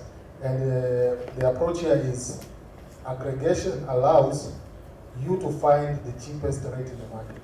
So for example, if you want to buy amoxicillin, we have X number of vendors in Kenya, but you never know for sure if the one you're buying from is the one offering the best price in the market. Maybe you buy because of trust and history. But with this kind of platform called Tibanet, what we are thinking will happen is you'll be able actually to even rank the goods in terms of, let's say, price, from the lowest to the, or you can rank them based on other things, originals, things like that. And then you pick, and what you might end up finding is you have a basket of goods which you want to come to your facility, but they're coming from 10 different suppliers. Now, we are discussing that it's probably more prudent because you don't want 10 different boxes coming from across Kenya to your place. Things can get lost in that whole process. You might want them to come as a single package, the way if you order goods on Amazon, it happens. So we think that we could come up with this logistics arm. The other thing we have to think about is, and Sam knows this, we discussed, drugs, we buy our things mostly on credit. You guys know that, isn't it? Your suppliers, you have credit relationship. So we are thinking through it because if you're buying on Amazon haijaipatia mtu deni. You pay cash, the story is over, isn't it? So we have to think about how do we get drugs to our facilities on some form of credit basis. So those are the discussions, but we think this is the steps we want to go forward. Welcome, Idris.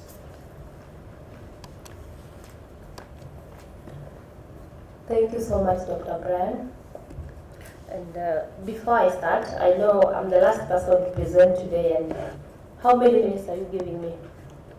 We had this discussion with Ezekiel, and I told him probably I'll take the whole day just talking about Intermedica. You cannot even present when we have left. It's okay, Steph. First and foremost, I would like to say thank you to the RUPHA leadership just to have this happen. When we started the year, we had this in plan, but along the way, we lost it because we thought because of the ongoing pandemic, it did not come through. But he reached out to me and told me we are on course, so you can always come and join us in this. So I would like to say thank you to the leadership bit of it, and at the same time to the members who also had to consent for this to happen. Without their consent, I believe I would not be here today. So who is Intermedica? To start it off, I would say that we are an international company that deals with the laboratory equipments, and that is where we pride ourselves. And the fact that we're an international company would come in with the aspect of us being a manufacturing company. So we manufacture all that we produce and all that we sell in this market. And whoever deals with us has that assurance that we are dealing with the owners of the machine. We can always come in, dismantle your machine at any time and then bring it together for you. So whenever you come and deal with Intermedica, we can actually assure you that you will never dump your machine just because of a technical sample, just because of any spare part missing that you cannot be able to access. We are here and we are always going to be settled out. So just to take you through who Intermedica is and where the whole story begins and where we are and what we are looking forward to achieve in the future.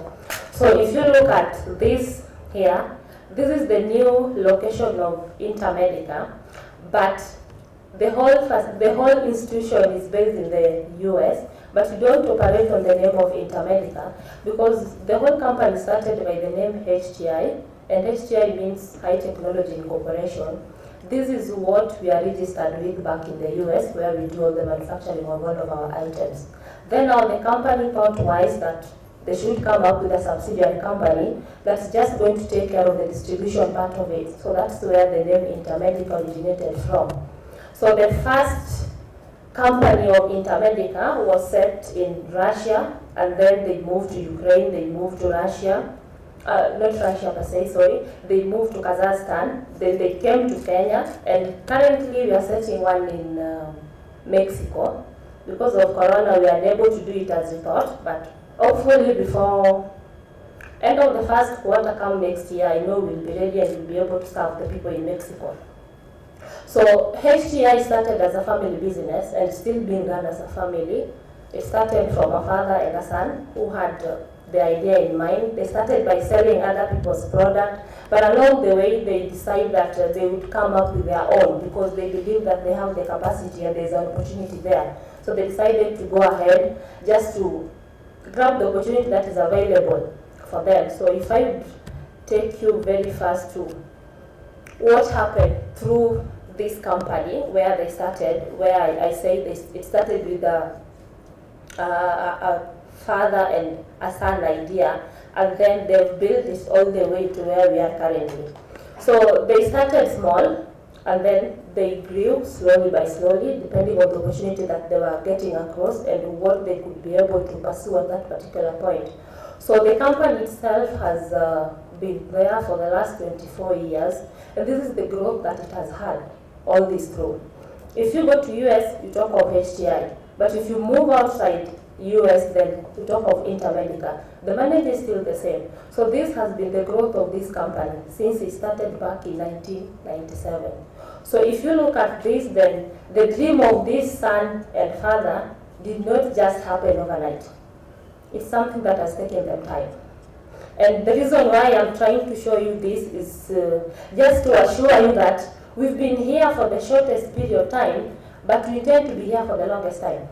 Because for them to start all this way, where they had nothing, selling someone's business, and then they move all this up to the 24th year, then it really show you that these people, both of them are still alive, so they have a vision. So them presenting themselves in Kenya would actually assure you that they're here to stay and not to run away, which was really difficult to convince some of our customers when we started, because they thought we coming in, not giving them what they expect, and then would carry our things and go away. So I had to assure them that this is going to happen, and so far we've started our 4th year and they are still getting back to our conversation by then, and we believe that some of you who not yet come on board to work with us would come to get this information now when others have already believed, and now we'll both join together and work in the journey.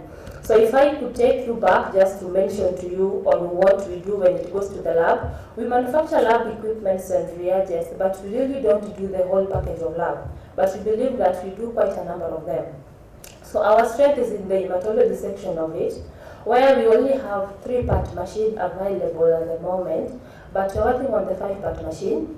Due to the regulations that we have back in the US, it has really taken us time, almost 2 years now. The machine is not yet out for the 5-part, but we are hopeful that come next year, it will be available in the market. So apart from that, we do the coagulation machine, which forms the homeostasis part of it. We have a machine that runs on a 4-channel. You might have heard of a 2-channel, but ours run on a 4-channel, so you are capable of doing 4 tests simultaneously. Then we also do immunochemistry bit of it, which has been a challenge to us. Every time I approach customers, they give me a budget of a point of care, which we still don't have. We run on semi-automated one. But we are still hopeful, whatever you put into the country, one day someone will come out and buy them. And our next product is the clinical chemistry, where we provide 4 different models, starting with the small one, and then now advancing to the fully automated one. And then now we do urinalysis. Sorry. We have not indicated a microscope and a centrifuge here because we come to the market with them, but we offer the high end. If you are to go for a microscope, then we'll be talking of Olympus CX23. That's where I start pricing my equipment from. So the upcoming facilities tend to shy away to work with us in that direction because they feel that we are so expensive. But those who are starting and they know what they want to go for a long time thing, would always come on board and work with us. So at times we put them aside, but if you visit us, we'll tell you we still have them. So if you really know what you want to go for, if you're looking for quality and a long-term business project, we are the people to work with. So this is our 3-part machine, and the 5-part is coming in the same picture. Only the operation bit of it will be different. So it look pretty much the same. But now if you go downward here, we have to start selling it. But for the meantime, if you go to our manufacturing site in USA, you'll probably find it in the stores, but we cannot sell it. So if we go to the next one, we have quite a number of reagents because I work in any other open system. So if you have an open system machine, feel free to talk to us. I know we always have a good deal on the same. And then before I leave the 2 bit of it, I know we have not coagulation per se, but a control that works in this particular machine. And doing a package that is coming in next week, and the shelf life is going to be 5 months, expiring next year in May. Would not want to go for that. And then the next one, now we have our chemistry machine. I talked of the 4 models. We have the small one by chemistry, and then now the 3 different models for fully automated. And then these are the reagents that we offer for chemistry reagents. But as much as they work on our own machines, most of the chemistry machines that we have in the market are open system. So if you want to try out our reagents, come, we shall talk and give you a better deal. And then here we have our urinalysis machine. So we have 2 of them there. One we call it CL50, the other one is CL500. So the CL50 bit of it run on a 1 tray, whereby you can only place 1 urinalysis machine at a time. But the CL50 has a bigger tray. It can pick quite a number of strips up to 13, but it will be analyzing them one by one and printing out for you for results. Then if we go to the strips that we offer for the 2 machines, we give 4 of different category. But in Kenya currently we are using H10 and H13 because most people assume the added 1 parameter for para 11, and then the 14th one, we've not yet gotten someone who wants to go for it. So if I go for the para 10, that is the normal one that you get in the market, and then if you come to the para 13, we have an extra of microalbumin, creatinine, and calcium. So if you want to come out to be unique, then that is one of the strips that you want to run for. Then we have our electrolyte machine. It's a 5-parameter electrolyte. Some customers would prefer a 3-parameter machine, but we tell you that the standard that we give is a 5-parameter. If you want me to remove for you one of the electrolytes, then I can tell you that the next time you are coming for it, you are going to pay for it. Whatever price I'm giving you is the same, whether it's a 3-parameter, whether it's a 2-parameter, whether it's a 5-parameter, it's still the same. So you'd better go for the package as we give you because you believe it will really give you the right service. So if you look at this, the blue part of it is where we have the direct representation of HGI. And if I say direct, it means that HGI office has their own office set in some of these countries which are here. So here we have Ukraine, we have Kazakhstan, we have Russia, and then now we have Mexico coming on board. And then in Africa, we are only based in Kenya with our office, but we still work with quite a number of distributors in Africa. So if you look at the green part of it, these are our distributors. So as a company, we thought of opening another branch, probably in Ghana or Nigeria, but we had to resolve that Kenya will be the main office in Africa. So Kenya is going to be the center of training when it comes to those customers who want to work with HGI across Africa. So in the near future, of course, we are going to expand so that we can offer full technical support to any client who is within Africa and they will want to go for HGI products. So that this way, they will feel that this particular manufacturer is very close to them.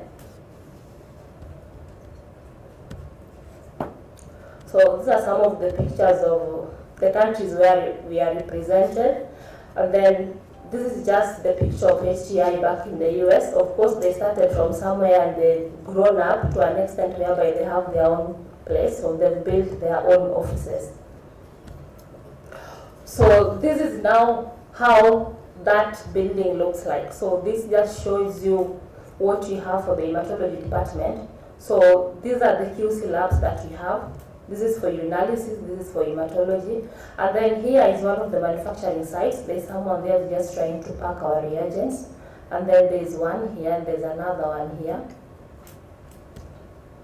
And then this is our QC department for the biochemistry bit of it. And then whenever we receive our reagents into the country, this is how they are being packed. So this is one of our branches in Russia when they were having just their exhibition.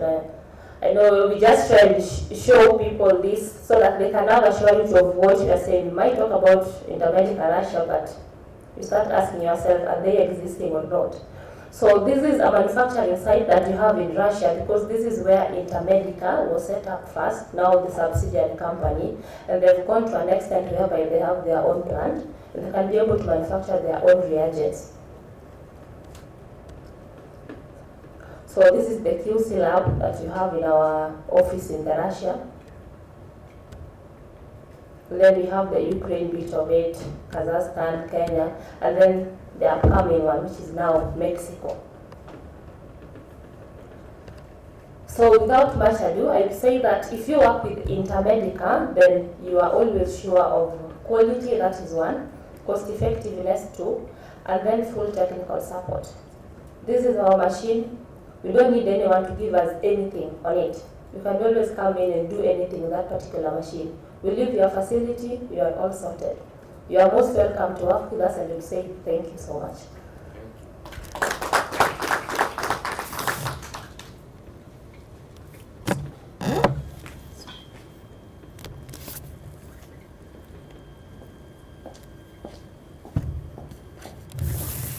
Thank you so much, Intermedica. Members, we now want to switch gears a bit, and we want to get to a place where our consultant, Dr. Francis Kangure, is going to come and take us through a brief journey on how we got to a place where we developed our own strategic plan, a strategic plan for 5 years. Dr. Kangure, I left him somewhere behind there. Oh, here he is. Dr. Kangure is a friend of RUPHA and a consultant.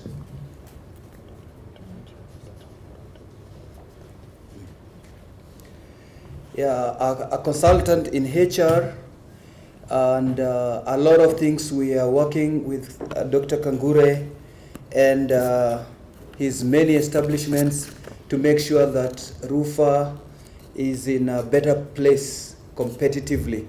When I say RUPHA, I mean all the facilities that make up this wonderful family of RUPHA. Last year we began a journey whereby we started working on our strategic plan where we want to see ourselves in the next 5 years. And Dr. Kangure has been a great resource in this, and we want to give him an opportunity to share with us the journey that has been briefly. But then if you look at the WhatsApp group for RUPHA and also the Telegram group, you will find that we have shared that strategic plan in soft copy. You will be able to see it there. So tomorrow is when we will discuss it at length together with him. He is going to rapporteur that session, and we will discuss and look at it before we launch it later in the afternoon tomorrow.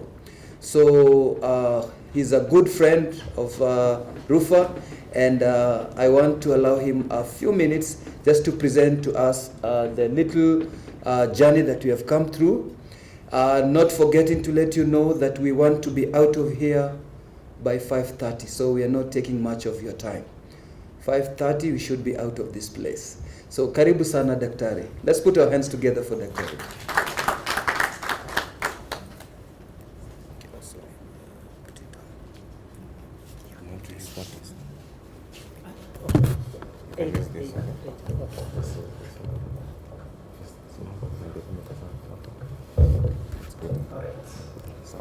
Good afternoon, everyone.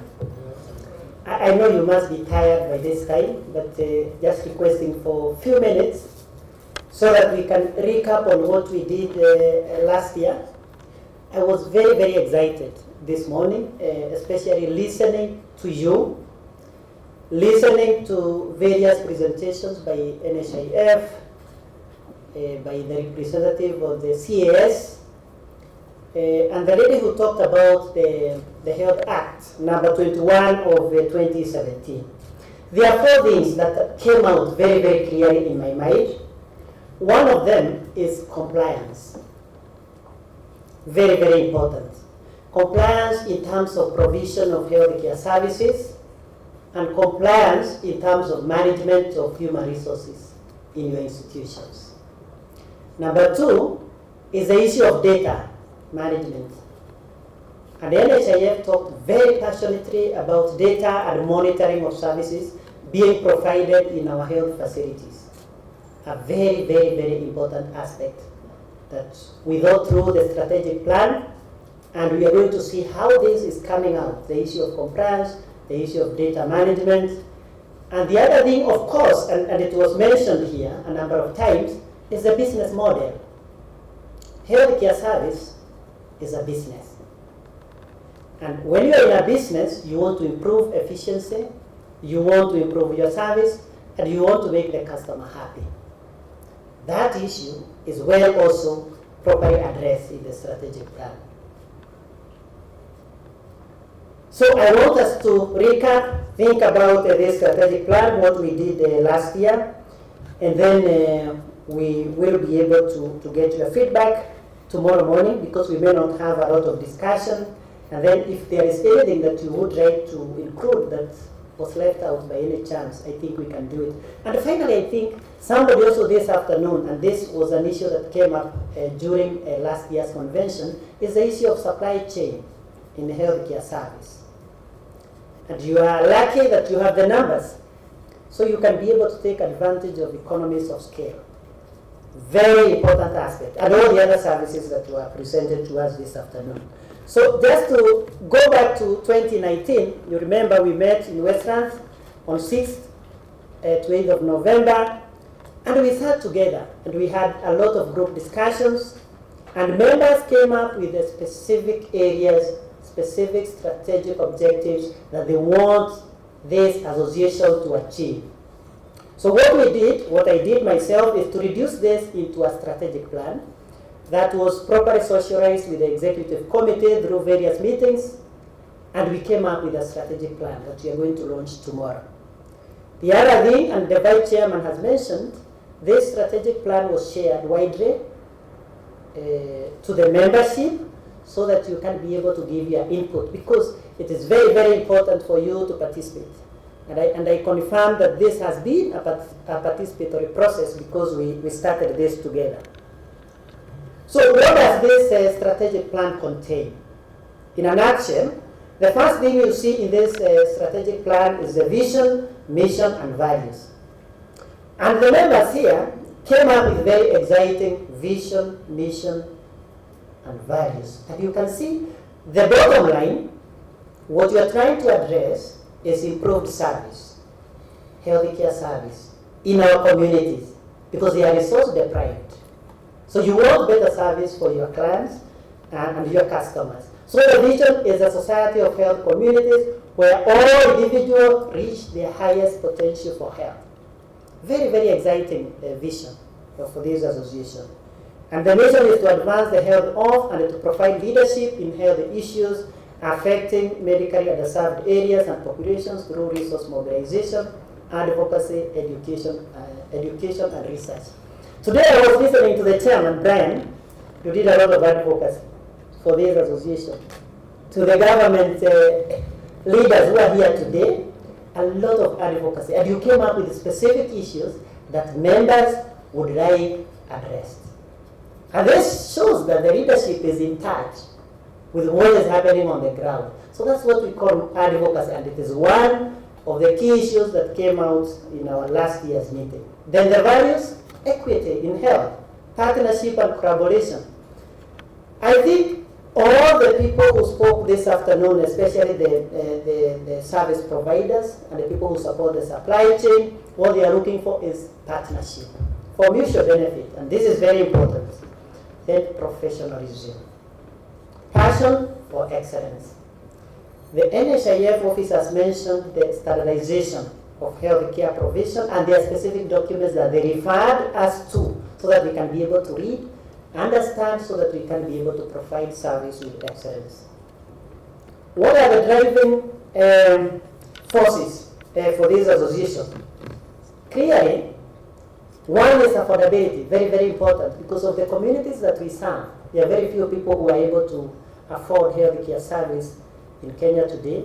We're looking at the poverty levels, and especially where you are working as members of this association, and therefore, this association is looking to put together and create economies of scale, and we have mentioned this.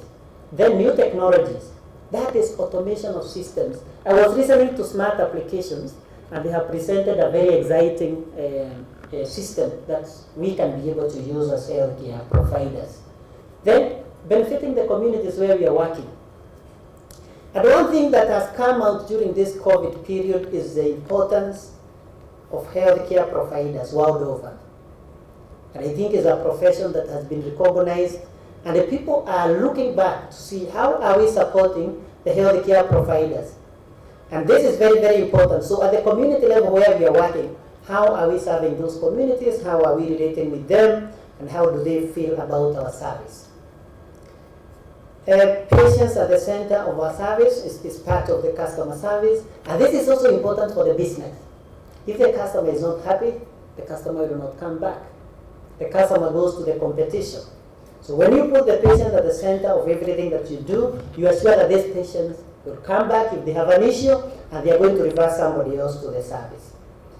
So the strategic priorities that we identified together, and we have tried to give some weight in each of the priority areas, and this can change. These things are dynamic.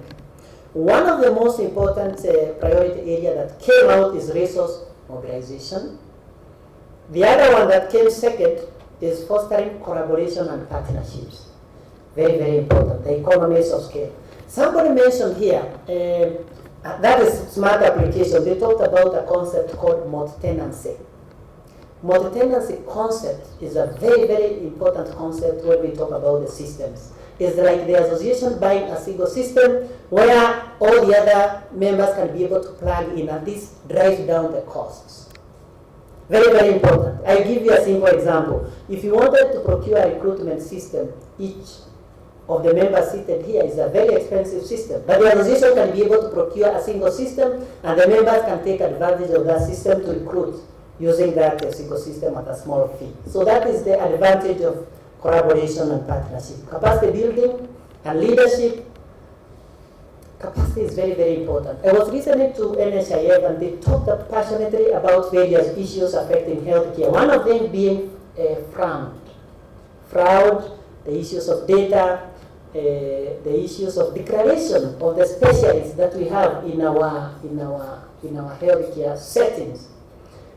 For you to be able to succeed in these lines, you have to continually build the capacity of the people who are working for you, because a malpractice is as a result of poor training or lack of training or inadequate training. So capacity building is very, very important. It came out as a strong area. Then advancing affordability, service delivery and payment reforms, performance improvement, very, very important, and shaping the future of the workforce in the industry, and again, automation and advancing technology. And I'm going to break this down, these strategic priorities down into specific objectives, and the details will be found in the strategic plan that we are going to launch tomorrow. Resource mobilization.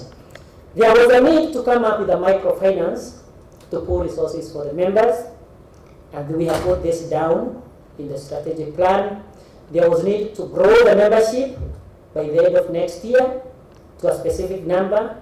You'll be able to see those numbers as I make this presentation. Establish a billing and claims agency to process the claims on behalf of the members, and the efficiency in collection of annual subscription from the members, because the association has to be sustainable, is sustained by the members. For it to be able to play the role of being an advocate for healthcare providers, then it needs resources through subscriptions and other ways. Fostering collaboration and partnerships, very important. The association is looking to sign agreements with NHIF.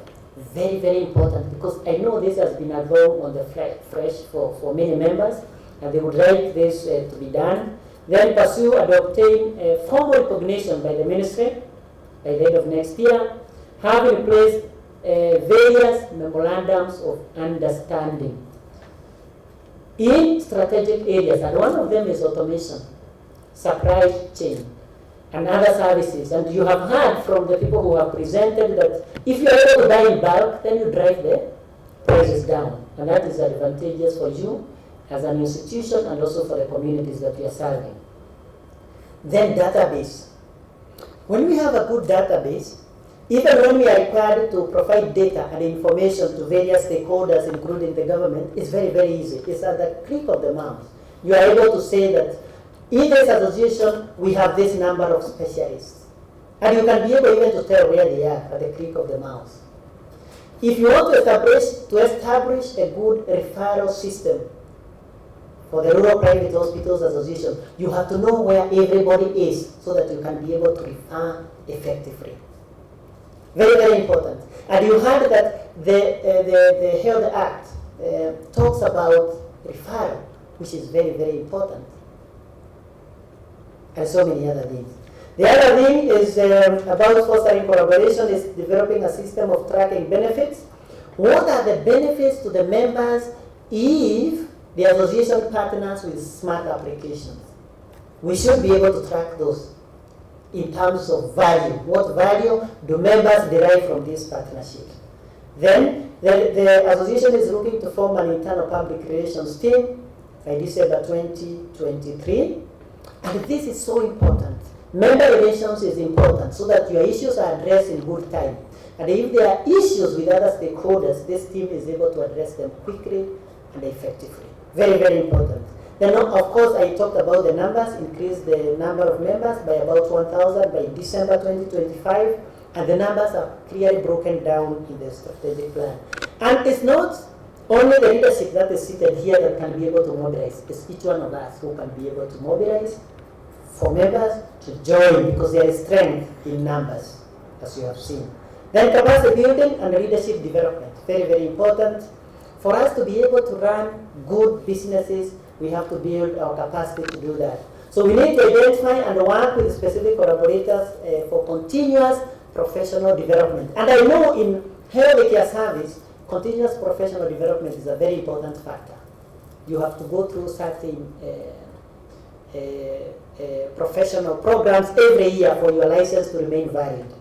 And therefore it is good to look for partners who can continuously train and build the capacity on medical practice, leadership, supply chain management, referral systems, very, very important.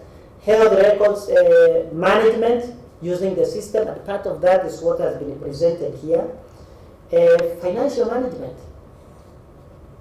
I don't know whether doctors go through the courses on financial management in the medical school, but it is very, very important because you are running a business. HR management, I'm a HR professional myself. I know the value of people. All the things that we are talking about here, the issues to do with records. People are the ones who keep records. So if you don't have qualified person to keep the records, you will never get good records. Even if you procure a good system, if the person managing that system is not properly trained, doesn't have the right attitude, it's not going to make much difference. A human being is very, very important. When we talk about fraud, who commits fraud? They are people, because of where they are coming from, and that is why we need data, that is why we need to follow up and document details of the people we are working with as an association. For us to be able to create what was called a mark of quality for this association, we have to carefully select the people that we are working with. We have to have in place the procedures to deal with malpractices and so on and so forth. And there are so many other areas that can be identified for collaboration. Affordability is also very, very important. And one of the things that we have seen is that we can have an MOU for e-procurement platform. And the last presenter actually talked about this. They are called e-TIBA or something like that. Very, very important. And also the issue of the equipment financing, very, very important as a business model. There's some equipment that you cannot be able to buy at once. And therefore you need a financing model for you to do that. And finally, the issue of the microfinance or SACCO for the members. is very, very, very, very important, and it can be able to support the members to grow in terms of financing specific projects and supporting members during crises like the one that we are facing currently. So when we have a strong circle, it can put the members together and each one of us can be able to grow. Service delivery and payment reforms, very, very important. Identify a private insurance health provider and formulate an MOU by December 2021 to have one identical card across the rural hospitals. This is very, very exciting. Imagine when you have a single card, and if I visit any of your hospitals in this country, I can be able to receive the same care, the same quality I can be able to receive in Nairobi, because I have a card labeled RUPHA, and this signifies quality. That is what we are looking to achieve. So this is very, very important, and anybody can be happy about this. Not only you as a service provider, but us as the clients who come to visit your clinics. But I know if I go to Nakuru with this card, I can get treatment, I can get service. Then uniform insurance card, that is what we have already mentioned. Then performance improvement, very, very important. There are some organizations, and when I was discussing with Brian, he was able to mention a few. There are some standardization organizations who are known internationally, like SafeCare, GSI, and others. And we can be able to enter into an agreement so that they can support us in quality and standardization. And a lot of people that we serve in the rural communities do not find a need to come all the way from Joro and come to Nairobi for some specific service that can be provided in Joro. Because we have standards across, and we know who can do what across the country. Then software solutions are very, very important. We have mentioned this. We can have a single platform for learning, continuous learning. We can have a single system for something we call balanced scorecard. And balanced scorecard looks at 4 things. It looks at the people, who are the people working for you, and how are you managing them? How are they improving in terms of performance? It looks at finance. It looks at the customers we are serving, and we are able to track how we are able to improve in terms of quality. And it also looks at something very, very important. It's called internal processes. How are the procedures among our members when a patient reports in your clinic? And when you look at the laws regulating the medical practice, there are specific procedures that must be followed. There is a specific documentation that are required. Therefore, these softwares are very, very important for every member, and they can be done through a multi-tenancy arrangement. The issue of health records management, we mentioned that, and also the issue of a referral system. All this goes towards improving the performance of our facilities. And finally, automation and advancing technology. We have already talked about this. We can have various technologies, including the ones that we have been presented today. And one of the other technologies that we can be able to utilize is HR technologies. And I mentioned recruitment. Apart from recruitments, there are others, like records keeping. The law requires that every employer keeps accurate and updated records for everybody you employ. If there is an issue in your institution, there is nobody who is going to ask the employee about the letter of employment or the contract. They ask the employer. If the employer doesn't have that document, there's a big issue under the labor laws. And part of that has already been domesticated in the Health Act of 2017. How to manage HR within the medical practice.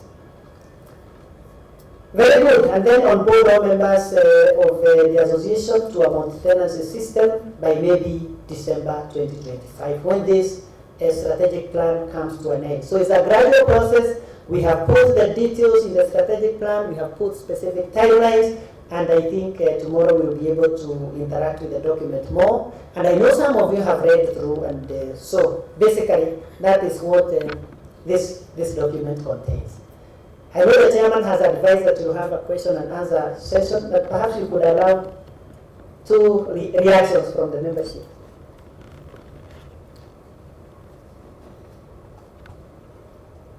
2 or 3 questions or a quick reaction, and then tomorrow we are going to discuss further.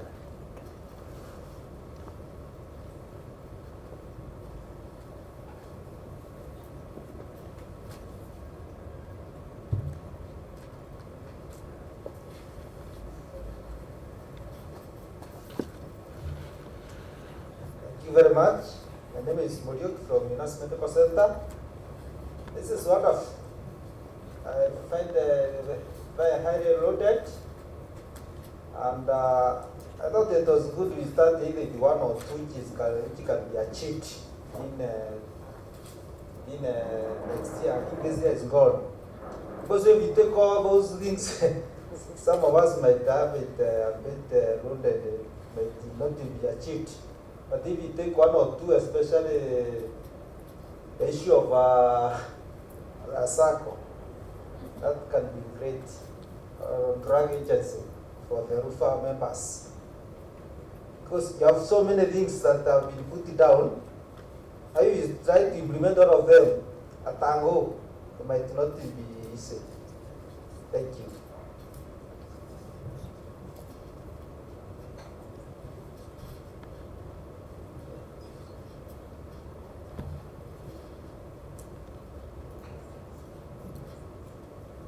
Good evening. Yeah, I think what you have talked about is really great. I'm looking forward to full information tomorrow.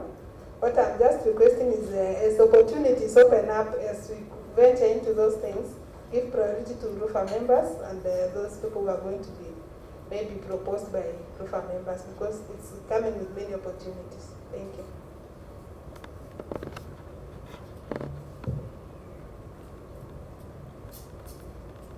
Very good. Thank you very much. Those two comments are very, very important. I want to start with the one from Daktari. Daktari says that this strategic plan is loaded with a lot of activities and strategic priorities. What we did, and when I looked at all the feedback that was coming last year, we had the same feeling together with the executive committee. But we say, this being the first strategic plan, it is important to document everything that you raised. We may not be able to achieve everything at a go, but I say there is a plan with very, very clear priorities and timelines, and this will be shared tomorrow. And we can agree tomorrow and say, this can wait, this we are able to do, but what we have here is a shopping list. And we can be able to pick what we can do in 2021, what we are able to accomplish, one or two items, what we are able to accomplish in 2022, 2023, 2024, 2025. What happens with the new organizations, sometimes when we are not too ambitious, people tend to slacken. It's better to be very ambitious. Let us be that ambitious, and then we try to prioritize and see what we can be able to achieve. But of course, I appreciate that comment, that we can be able to trim down these activities to what is achievable within 5 years. So I think the executive committee will be sitting every year in an AGM like this one, and then we agree on 2 or 3 key priorities for the year, and then we accomplish that, and then we move forward. The other comment is giving members a priority. When we are talking about all these opportunities in supply chain, in medical equipment, in services, we have members here with expertise in various areas, and you can be able to benefit this association. For example, we can introduce continuous professional development program for the association. Why should we go elsewhere to look for a doctor? And there is a doctor who can be able to train within the membership on a specific field. So we take advantage of what we have, and we utilize the resources that we have within the association. So that's also a very, very important point. So thank you very much for listening to me. Thank you very much, and God bless you.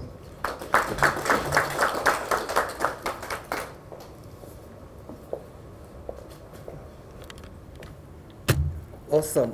Thank you very much, Dr. Kangure. Like you have heard, that is a man with a lot of resource, and we'll be unveiling, rather going through a discussion about our strategic plan tomorrow morning, and thereafter in the afternoon we will launch it, a 5-year strategic plan.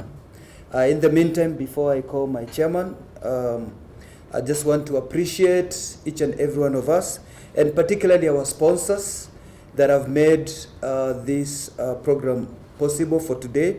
I really want to appreciate Smart Application, our main sponsors for today, for this conference rather. Today and tomorrow, they are partnering with us to make sure everything runs smoothly. And I'm glad that our members have continued to enjoy this. I also want to appreciate Hako Industries. They have really done good. They are the ones who provided the gift hampers for all our guests, and I'm sure they will bring some more tomorrow for tomorrow's guests. So Dr. Kangure hautaenda bure, something will come. And I also want to appreciate Kenya Alliance. You're also a wonderful team. I also want to appreciate Intermedica. They have done a good presentation here. UAP Old Mutual are also on the other end together with Madison Insurance. CDMS and Tibanet, great people, we love you. Identigate Integrated Solutions, those are the IT guys that are helping us in registration. You realize that everything is going digital, so we also went in that platform. So even our registration and everything, and even the sessions that you are attending today are somewhere recorded with the keyword code that is there in your name tag. So thank you, Identigate. Jua Solar, we all have a poem, a cry, or a song about KPLC. Jua Solar has come handy to support us to transition to solar energy. And please pass through there, and I know tomorrow they will be speaking, and just get to know what Jua Solar is all about. They are wonderful people. I was talking to them and they said, sooner or later KPLC will be your backup power. You will be using solar, you're just having KPLC when, for a change. MedSource, EcoMed, ECL, Mustec East Africa, Ilara Health, we really appreciate all of you and thank you for partnering with RUPHA. Next year it will be great, it will be bigger, it will be better, it will be great. So we look forward to partnering with you, and I want to encourage all our members, also support these exhibitors. Before you go home, wherever, go visit them.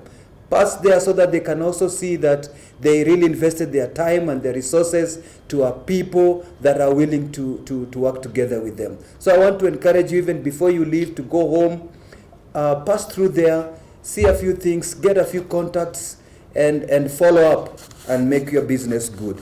So without much ado, okay, thank you. I'm also reminded that you don't lose your tag, because this is what you will use tomorrow. There is a QR code there which is very important, that is going to help us analyze a number of things that we will be doing during this conference. So please don't lose it. Come with it tomorrow. Again, we'll be using it for the same, and it will be a good thing. Let me bring in our chairman to dismiss us for the day.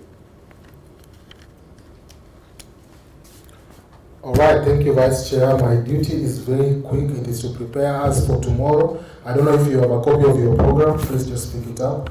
Let us look at what we are up to tomorrow. I just want to put your mind ready for the events of tomorrow. We intend to finish the events tomorrow by